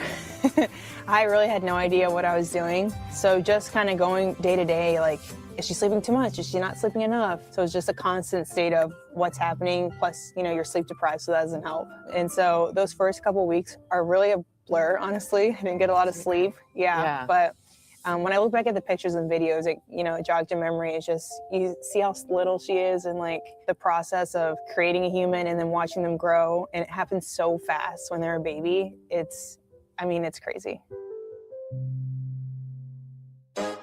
And a significant roster update tonight for the Lynx. In the starting five will be Nafisa Collier, activated for the first time this season. Last year, when you came back after having Mila, I know your big goal was to get back on that court again with Sylvia Fowles. You accomplished that goal. Tell us what that meant to you to do that. It meant so much just because Sylvia's given me so much in my time here, and she's been, she's the first person that brought me under her wing when I came to Minnesota, and she's such a prolific player. She's going to be in the Hall of Fame, and to have someone of that caliber kind of bring you in was just, it was really special. And after that, I just saw what a wonderful person she was. I don't think there's a person who hasn't met Sylvia that doesn't like her, I really just wanted to be with her for her last season, and I'm really thankful that I got to play. But even just being around her in this environment again was awesome. So I'm really happy that I was able to come back. So I think it was like 74 days later that after you had the baby that you came back, which is pretty remarkable. Even just thinking about trying to get back in shape after having a baby sounds like a lot to me. When you look back at it now, does it surprise you? Can you believe that you were able to do that? I think it's one of the things, like, it's better I didn't know, because again, I just thought it would be, my body would snap back. I wouldn't be that out of shape. It just wasn't the case. It was so hard. It's probably the hardest thing I've ever done. I wouldn't have rushed back even this time if it weren't for Sylvia. So I think next time, I definitely am not going to do that same thing. But I'm happy things turned out the way that they did. I'm still happy that I got to be with Sylvia and the team this last year. So it was definitely hard, but it was worth it.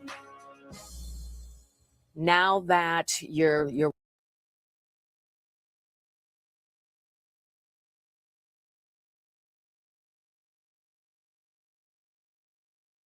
Bubbles. Okay, this is why it's good. I want bubbles. Okay, I get you, Bubbles. This is why it's good to hear from the players and everything, because you get to hear their story and not somebody else telling them. Baby, I don't see no more Bubbles.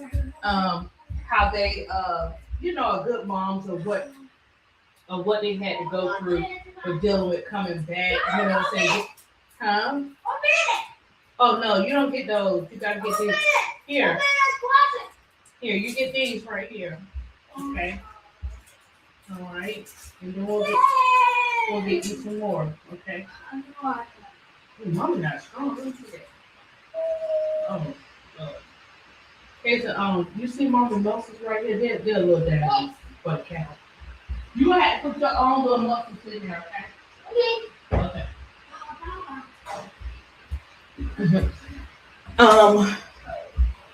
But yeah, if they don't tell us about what they go through far as motherhood and everything behind it, we wouldn't, we wouldn't be able to know. We'll still be trying to say this, that, and the third about, hey, why this player ain't doing this? She just had a child, blah, blah, blah.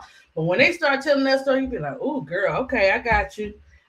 Salute, right? I'm a hush. I ain't gonna say nothing else. You're working out, you're getting ready for this upcoming season. What are some of the goals you have for yourself as you move into this new season? Well, I'm really excited because it's been several years since I've been able to actually work on my game. I was pregnant last year, the year before I was in France, right until games. The year before was COVID.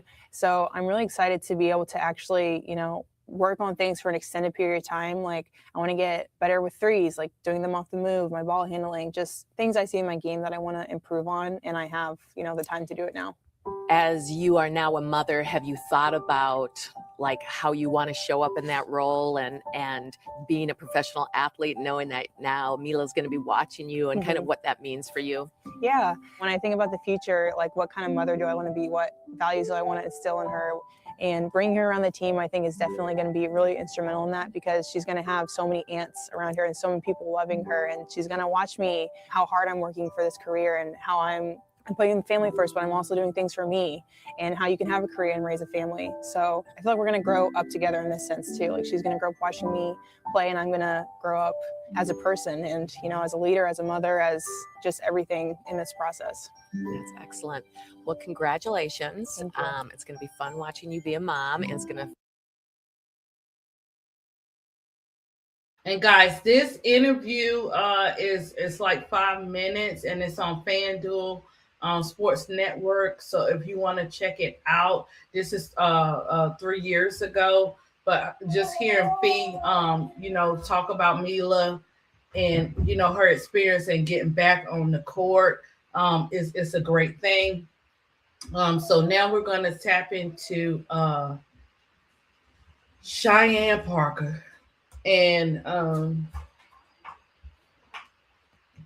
I was like, I didn't know. See, I'm learning stuff. I didn't know how many years Cheyenne had been Parker Titus. Sorry, Cheyenne. I forgot to add that in there. I didn't know how many years she's been in, you know what I'm saying? She's been in the W. But girl, kudos to you too. So I was like, man, I'm gonna have to do a special on Cheyenne because she doing her thing. Well, the one I pulled up was from Threads. The one let me see if we can get let me see. Where she was talking about, you know what I'm saying, leaving her baby so young, and having to, you know, deal with that postpartum and, you know, all that great stuff. Let me see. I think this is the one. Okay, yeah. We'll play this one. I think this is the one where she was talking about it, guys. If not, I definitely saw it on her social. But yeah. Let's get into it. I'm Will Wooten, and I'm running for the Georgia Court of Appeals. Okay. All right. Just making sure. Okay.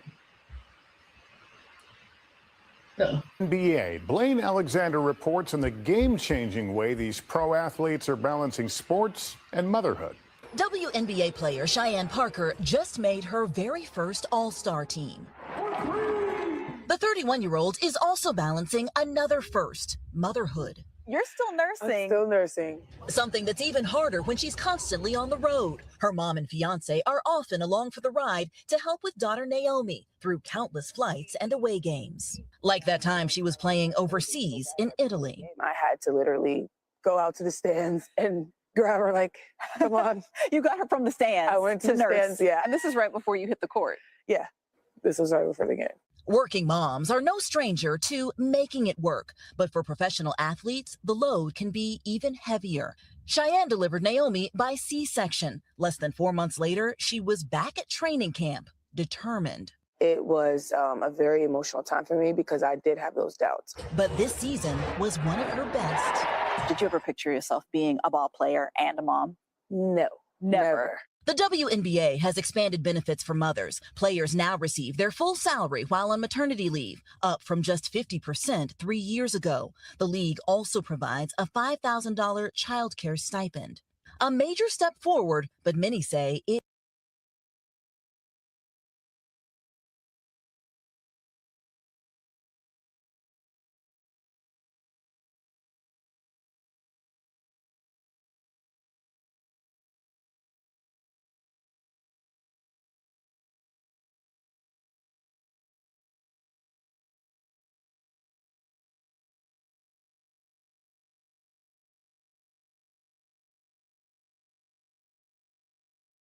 doesn't go far enough. I think what's really important to know is that the WNBA is trying. The sports industry in general is slow to move. At the Dream, it's a team effort. Naomi comes to practices, and every player is an honorary auntie. Do you feel like it made you a stronger athlete being a mom? Oh yeah, it definitely made me tougher. It made me stronger. It shows just the strength and resilience of women in general. Mm-hmm. We are so powerful. In fact, I use that as my fuel. Doing it all with her own personal cheerleader right by her side. Blaine Alexander, NBC News, Atlanta.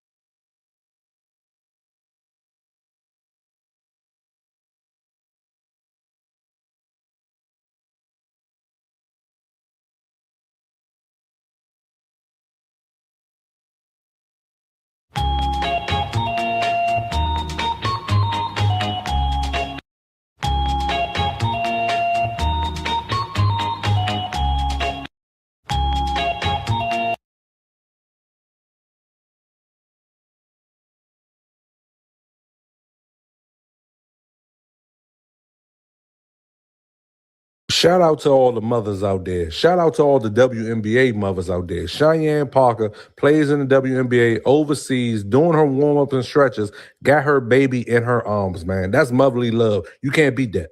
Shout out to all the mothers out there.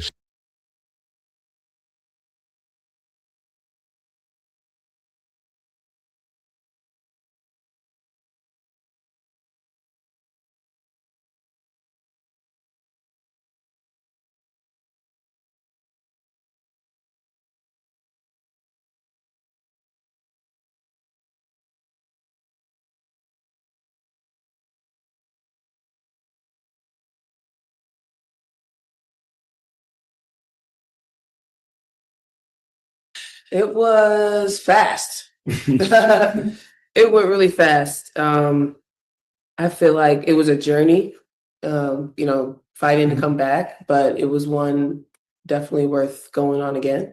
It was hard, but sometimes you have to embrace hard. I think that it built a lot of character and resilience. I'm looking forward to next year for sure. How was it, or how has it been raising them? So I have 2 little ones now. So it's been amazing. It's been fun. They're the highlight of my life for sure. In 23, they kind of rallied around Carol George when she had her baby, and it seemed like that was like a rallying cry. Did it feel like the same way? Did you feel like a lot of the girls came together and were supportive of you? Yeah, they poured into me. I think that was probably my favorite thing about this season is just how my teammates they poured into me. They poured into each other. What about Becky's part of that, just easing you back into the lineup and giving you the time you needed? Yeah, I appreciate Becky. She knew that obviously I just had a baby, so she didn't throw me in the fire, and she allowed me still an opportunity to step foot on that floor, and that meant the world to me. I'm really thankful for the little minutes I got to have, and like I said, I'm looking forward to coming back next season strong, healthy, and ready to just be there for her and play hard for her. What did you learn about her that maybe you didn't know before you joined the team? Just how amazing of a coach she is. I already knew she was a good coach, but actually playing for her is top tier, something that I am so thankful I got to experience while still playing, just to have such an amazing coach. What is it about her that really stands out? To me, my favorite thing about her is how she can connect with the players. She's able to really build a relationship, and she cares about her player, and she pours into each player, and it gives them that confidence to want to play hard for them, play hard for her. And that's why I think I look most forward to is just being able to play hard for her and win again for her. So when she comes down hard on a player, it's coming. But I think I don't think anyone takes it personally because we all the time. Just want to follow up on some of the previous questions. You just talked about how you want to play hard for Becky. I guess just how much confidence do you have that you'll be back with the Aces in 2026?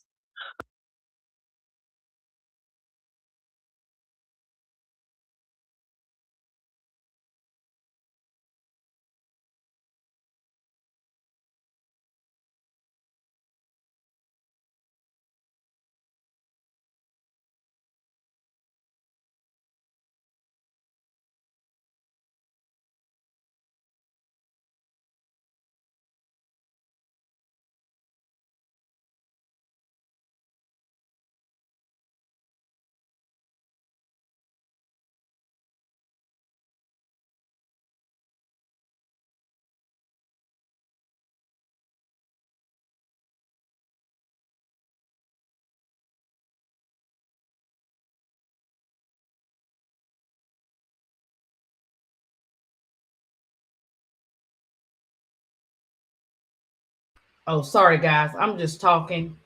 So this is like the beginning of, you know, her telling about her motherhood, and then, you know, knowing to be able to trust Becky, have a relationship with her and stuff like that, coming back from, you know, her pregnancy, and how the lady was like, how did you know that you was going to be on that roster 2026? Sometimes we don't know the ins and outs of the behind the scenes of what they talked about. And of course, Cheyenne's not going to be able to tell us all the details. She's not, because, you know, not everything is for everybody to know. And it's all about, you know what I'm saying, I think, you know, about having that faith in going into practice. Let me tell you something. When people know who you are and they know your skills, just because you have a baby doesn't mean you're going to lose those skills, right?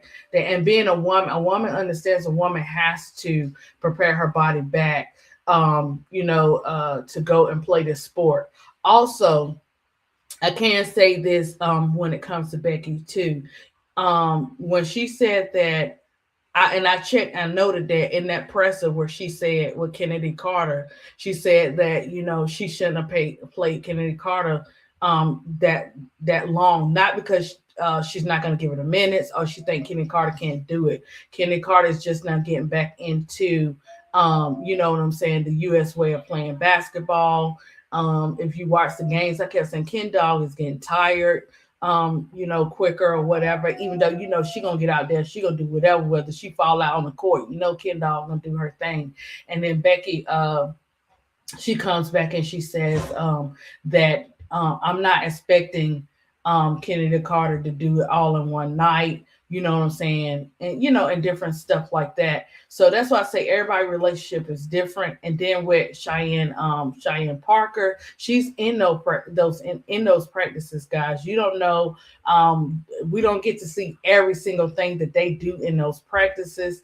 And when you build these relationships with the coaches, and trust me, if she was feeling a different type of way, you would hear them cold talking. You know, we good for cold talking, so you would hear certain things. And you have to go and check out the full interview, because I don't want them coming for me, them little Inspector Gadgets, YouTube's situation or whatever.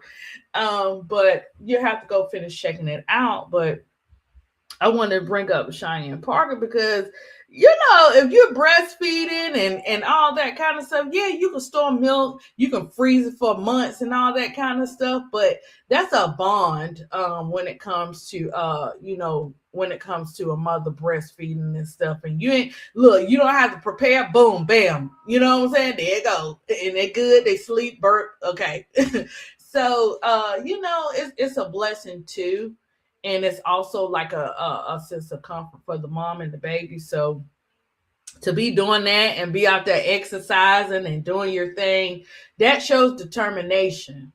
And a lot of coaches, when they see you want to win, when they see you determined, they're gonna make sure they keep you. They're gonna make sure it's not just about she coming back from having a baby and stuff like that. She don't deserve to be up there. We can't ever tell a person what they're worth, especially a mama coming back from having a baby and still want to have her career. And when she came back after having a baby, you know what I'm saying, we knew, most of us knew that she was getting her body back to normal or whatever, to be able to play on the court. So they go through a lot, guys. To sum it up, you know what I'm saying, our players, they go through a lot. I couldn't get through to, I wanted to throw some goats in there, like my Lisa Leslie, Cheryl Swoops, and Swing Cash. They also have children too. You got Pamela McGee, she got kids, Cynthia Cooper, like they got children, grandchildren, and stuff like that. So don't get it twisted, players. If I did not mention your name, it's because you know what I'm saying, I'm gonna have to do 3 or 4 sessions with it, because you can't cover everybody in one session. I just wanted the world to know, and this will actually help people to go research the mothers of the WNBA. Because they're saying it's 12 mothers now that's in the W out of 100 something players. So Yeah, and I'm quite sure it'll be more, you know, as the years come and stuff like that. So we'll get to see that. But this gives you a type of eye opener of what the mothers have to go through. You know, balancing motherhood and balancing playing basketball, right? So let me check on the games for tonight.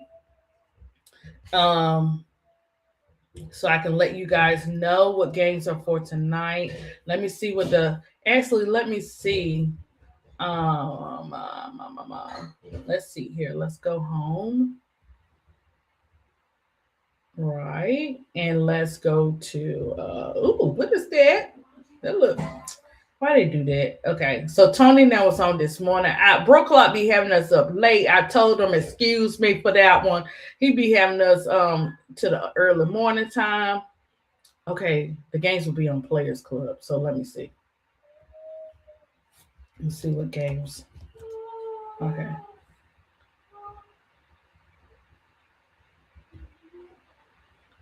Okay, guys. So we doing the 8th, right? Today is the 8th. So I see that and they may cover some more games, but I see they're definitely at 10 p.m.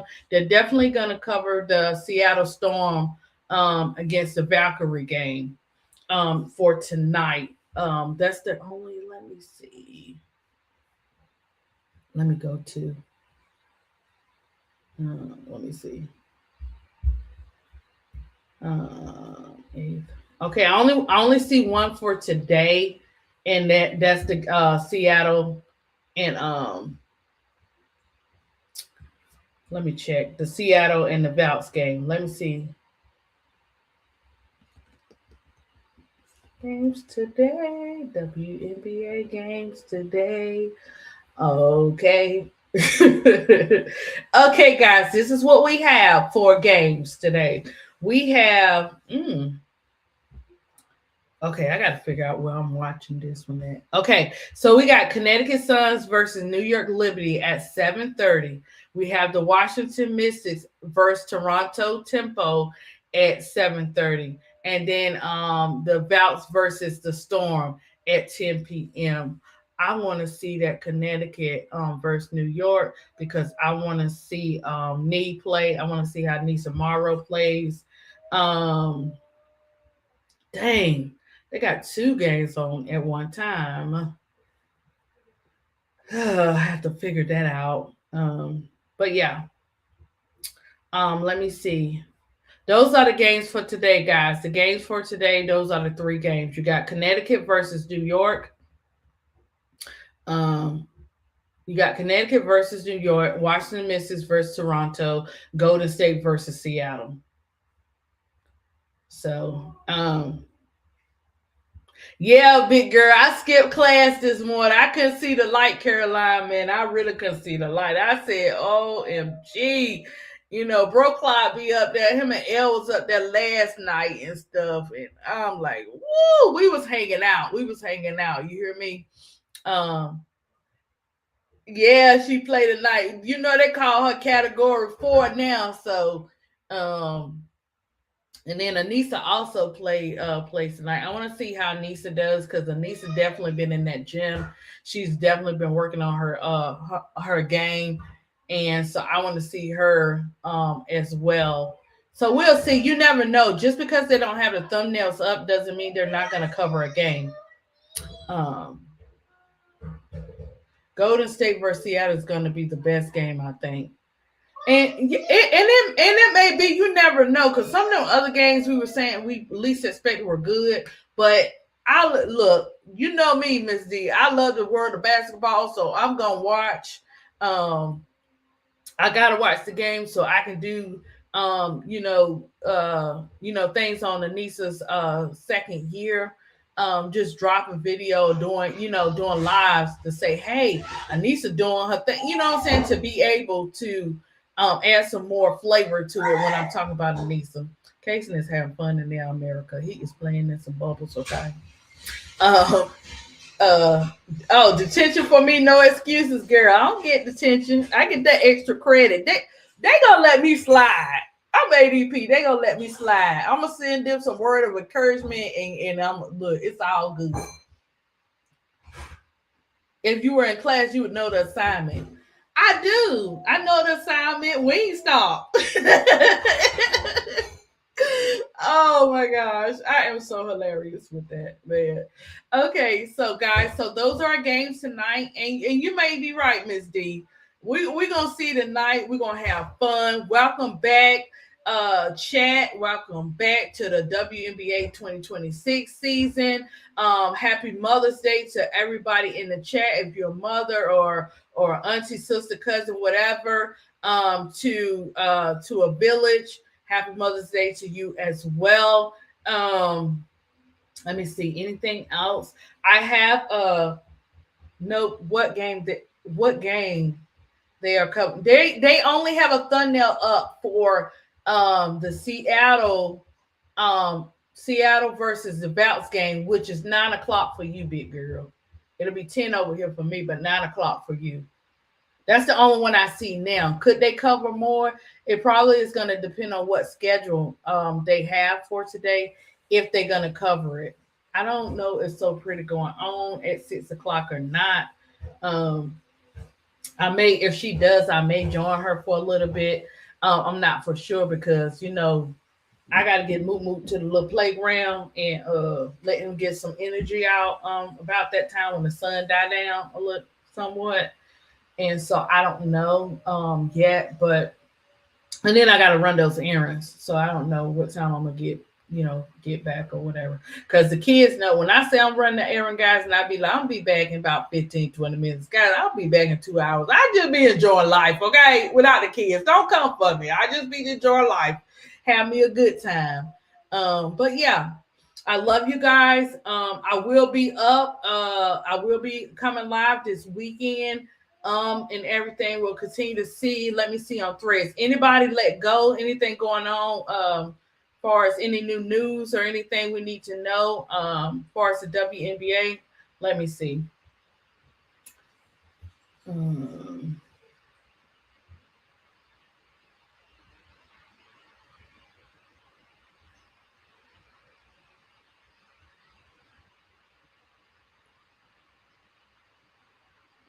Okay. I see Dawn up here talking about one of her players. HVL and her training camp. Interesting. Yeah.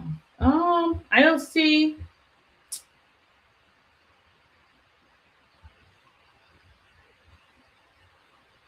Oh, that is so cute. Our baby goat. The WNBA players voted Angel Reese as having the best face card in the league. Aww. Her sport. She is so spoiled by us. It don't make no sense. Got Zaza and them doing their videos and stuff. ATL showing their new jerseys and stuff. That's about it. I don't see nothing about the players or anything going on today, guys. I know they got the new jerseys out and stuff like that.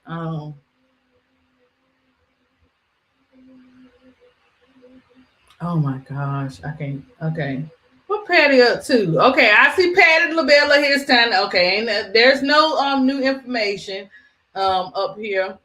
So we still see. Let me see. Gotta see if I can grab me some crabs before the game starts tonight. She wins. Get them. She wins. I got this idea. Never mind. I had to tell you in the outside of the court. Yes, she wins. Look, treat yourself and go get you some crabs. I'm trying to go to Wingstop Rehab, but guys, it's just not happening right now. It's gonna really take a lot because they know when I'm coming. They know me when I come in the door. Yeah. And that's my special treat to myself. Can I eat Wingstop every day? No, I cannot. Can I eat a whole bunch of wings at one time? No. Y'all be surprised. ADP get an 8-piece and I be struggling. But it's Wingstop. Big Four. Michael said Big Four get to see some rookies tonight. Can't wait. Oh, it's gonna be off the chain. We are so excited, guys. Continue. Oh, I got one more thing I want to show you. I've been dropping it like it's hot with my artwork. Oh yeah. And so I was gonna I had made some products and I was going to show you guys so that you could see what I have going on if you want to like purchase some. So I will have to post that separate or do it on a live this weekend. So I'll probably put it on a live this weekend because that way I'll be finished with Flage and Angel's LSU paintings with no face by the end. Because on Mother's Day, oh man, let me cater to you. That's how I'm gonna be, guys. I'm gonna be like that, okay? I ain't doing nothing. They gonna cater to me. Oh my gosh. My children fathers know I don't come to play, boy. They be like, girl, we on two separate lanes, but you sure gonna make sure we're gonna make sure you get your Mother's Day, okay? Because I don't be playing. I put my request in. Let's see. I want to show you guys. Let me pull this up of my artwork and stuff like that. My the stuff that the animation and all that great stuff that I just be dropping. You know, I didn't know, when I be doing stuff, that creative design stuff be coming out. And kudos to Creations because I can sketch my pictures out or whatever, but I ain't got to do that background. Y'all know that be taking some time when you got to draw that background out. So I just put a little words in the background up there and stuff like that, and it works. Okay, so let me see. Let me add this. I just want to show you guys.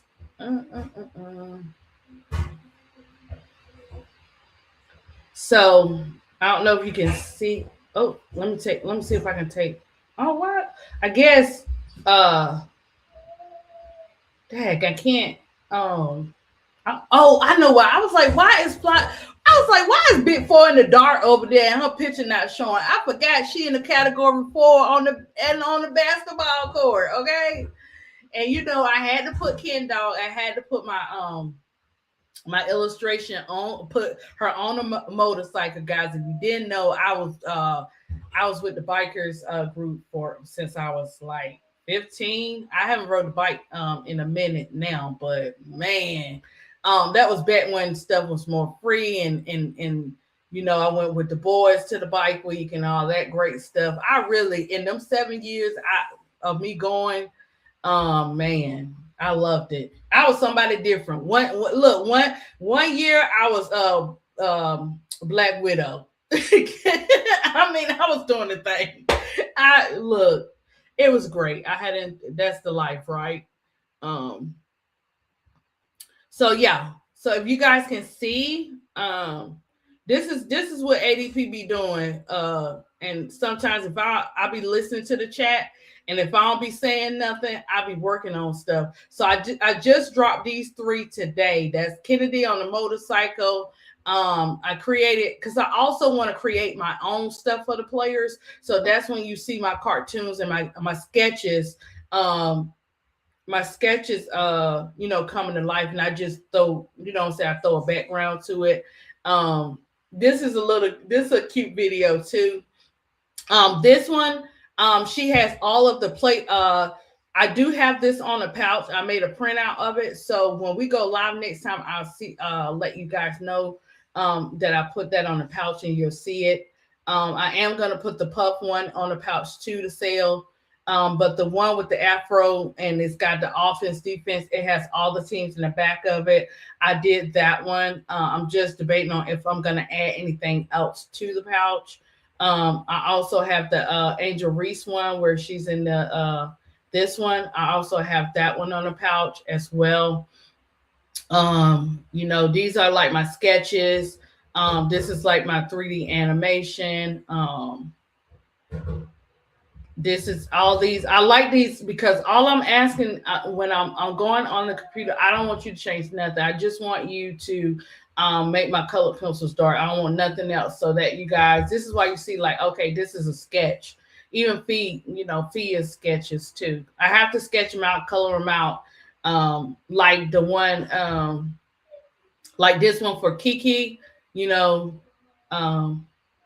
because it saves me money. Color pencils are not cheap, and then I'm beefing with Crayola and all of them. Crayola is $5 a box, guys, and they are not doing what they're supposed to do. In the meantime, you have to order and pay $20 or more for some color pencils because they're not doing what they need to do. Okay, so I have to save the cost to be the boss, right? So that's what we have on graphics for. Now my 3D straight up 3D animation, I put that drawing up in there. I said make it 3D. But other than that, the sketches and sketches. Because sometimes people try to come for me, but I'm a me, I, P-I-C, I-A-I, whatever I say I. Okay, I can do it. This goes to show you an artist doesn't have to be inside of a box, but you have to set the blueprint. Like I had to sketch out Paige Beckers. I had to sketch out Angel Reese. And put her in there. It did. I just threw I got some stuff covered, guys. I just be doing all kinds of creative stuff. And I'm trying to figure out a name to call myself for as the artwork and stuff when it comes to the W and everything. So we'll see. I gotta drop something for Anissa today too.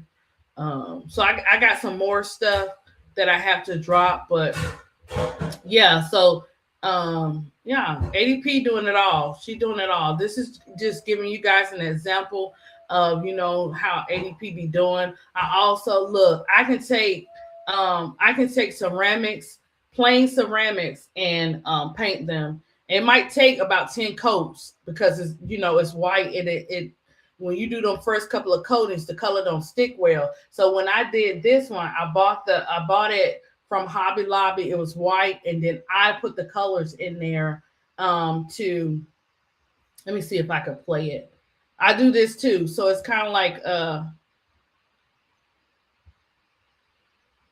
you know what I'm saying? Like I add the color. It took a lot of layers to do this, and see, yeah. So ADP is not one of those artists that is inside of a box.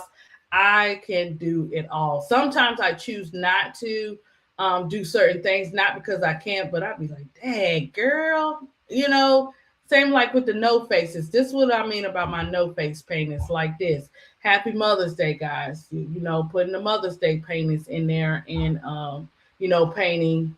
So you guys are able to see like my no face paintings. And I love the no face paintings because look, they could be in whatever mood you want them to be in.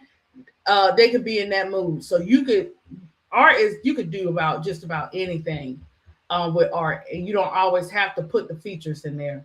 And I had a customer complaint from Big Girl. She said, ADP, you been making some of our players look real good. I said, look, I gotta do what I gotta do, because when you start drawing people, you see a lot of look at me over there with Spider-Man. I'm a Marvel. Don't come for me now. I'm a Marvel fan, but I like my Harley Quinn and all that kind of stuff.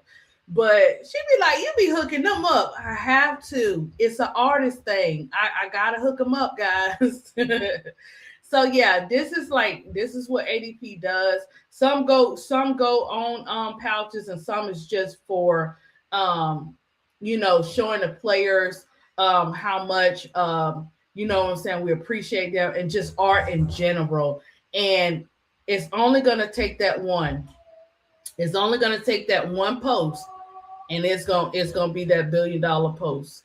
Watch what I tell you.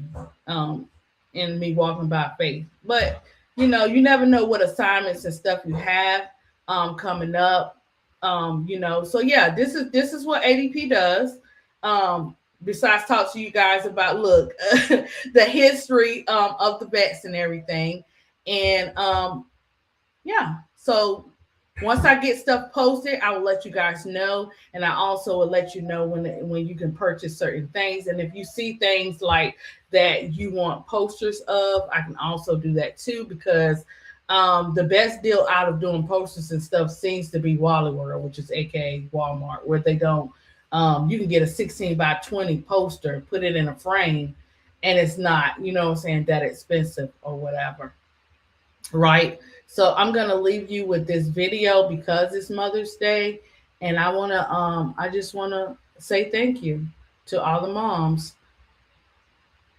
Oh, let me play it.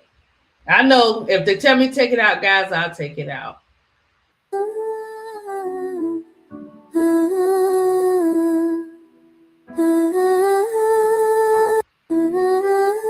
Happy Mother's Day. Happy Mother's Day to you. That's what that good connection do. And let me tell you, TikTok, that's how I get my artwork and stuff to move. Far as taking a drawing and putting it in 3D. No, guys, I'm not getting ready to do layer after layer. I'm gonna put it in that creations app and call it a day, because that's what Photoshop does. You doing all those layers, it's taking you 30 days and 10 years to do one thing. No, I'm not about that. Or you could use a drawing pen, which you hook to your computer and you could draw it out. Same thing. You know what I'm saying? When you got different stuff coming at you, you just hurry up and go ahead and do what you got to do. She was ADP skipped class this morning. Big girl, you ain't got to tell everybody my business like that. Big girl, stop putting me on Front Street, big girl. Ain't nobody mess with big girl. But yeah, guys, this is ADP. This is what you're gonna get. You're gonna get the art. You're gonna get the products. You're gonna get,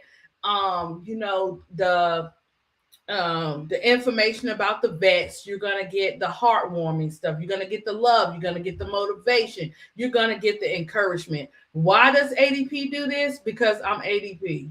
That's who God made me to be. And let me tell you something. You have to, when you are an entrepreneur, you have to market yourself first. You know why you market yourself first and keep it real and watch how people follow you? People love genuine people. Once they follow you and they know you genuine, any product that you put out there, you talking about you get ready to have it for sale, they're going to buy it. You know why? Because they respect the person in charge. I ain't never steered y'all wrong before. This is what I had to learn more of. I was marketing outside, we're doing the art shows and all that kind of stuff. But I asked God, how can I market on social media? And yes, different platforms will give you more views and likes depending. Before TikTok changed, my stuff was at 1,300, blah, blah, blah. But when they changed to TikTok, it's very low numbers. When it comes to IG say, hey, ADP, you drop these art pieces from 3 to 6 p.m. We got you. You know what I'm saying? So they looking out for me with that.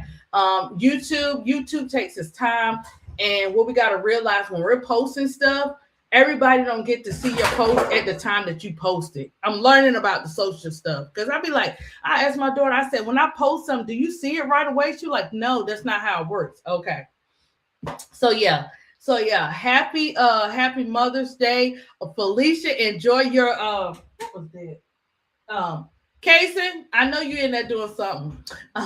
But we're gonna go run some errands, baby. So enjoy your concert tonight. And I know that you won't be watching watching the games tonight because you're going to your show. Enjoy your show. Hey TW, how are you? And I'm getting ready to get up out of here, guys. I'm getting ready to get up out of here, watching on the playback, scan through, do whatever you got to do. Because I ain't gonna tell you no story. When I watch my stuff from the playback, you think I'm getting ready to watch 2 hours of it? No, I'm scared. I be cheating. I be skipping. You talk about skipping class, big girl. I be skipping my video. But I love you guys. Enjoy your Friday. Happy Mother's Day weekend. I will see you guys on live one day, probably Saturday or maybe Mother's Day night, because you want to get everybody time to enjoy Mother's Day. But I don't know. We probably got some games Sunday too. So, but anyways, enjoy your day. I will see you guys later on in the chat. I just wanted you to be aware of, like, ADP got some skills. ADP not coming to play. Like, you got to have a vision on that paper to bring it and put it into whatever route you decide to do. And if you draw stick figures, it's okay. Put it in creations. That stick figure gonna look like Wimpy Kid stick figure, but it's okay. It's okay. That's your But love you guys. Have a great day. Peace.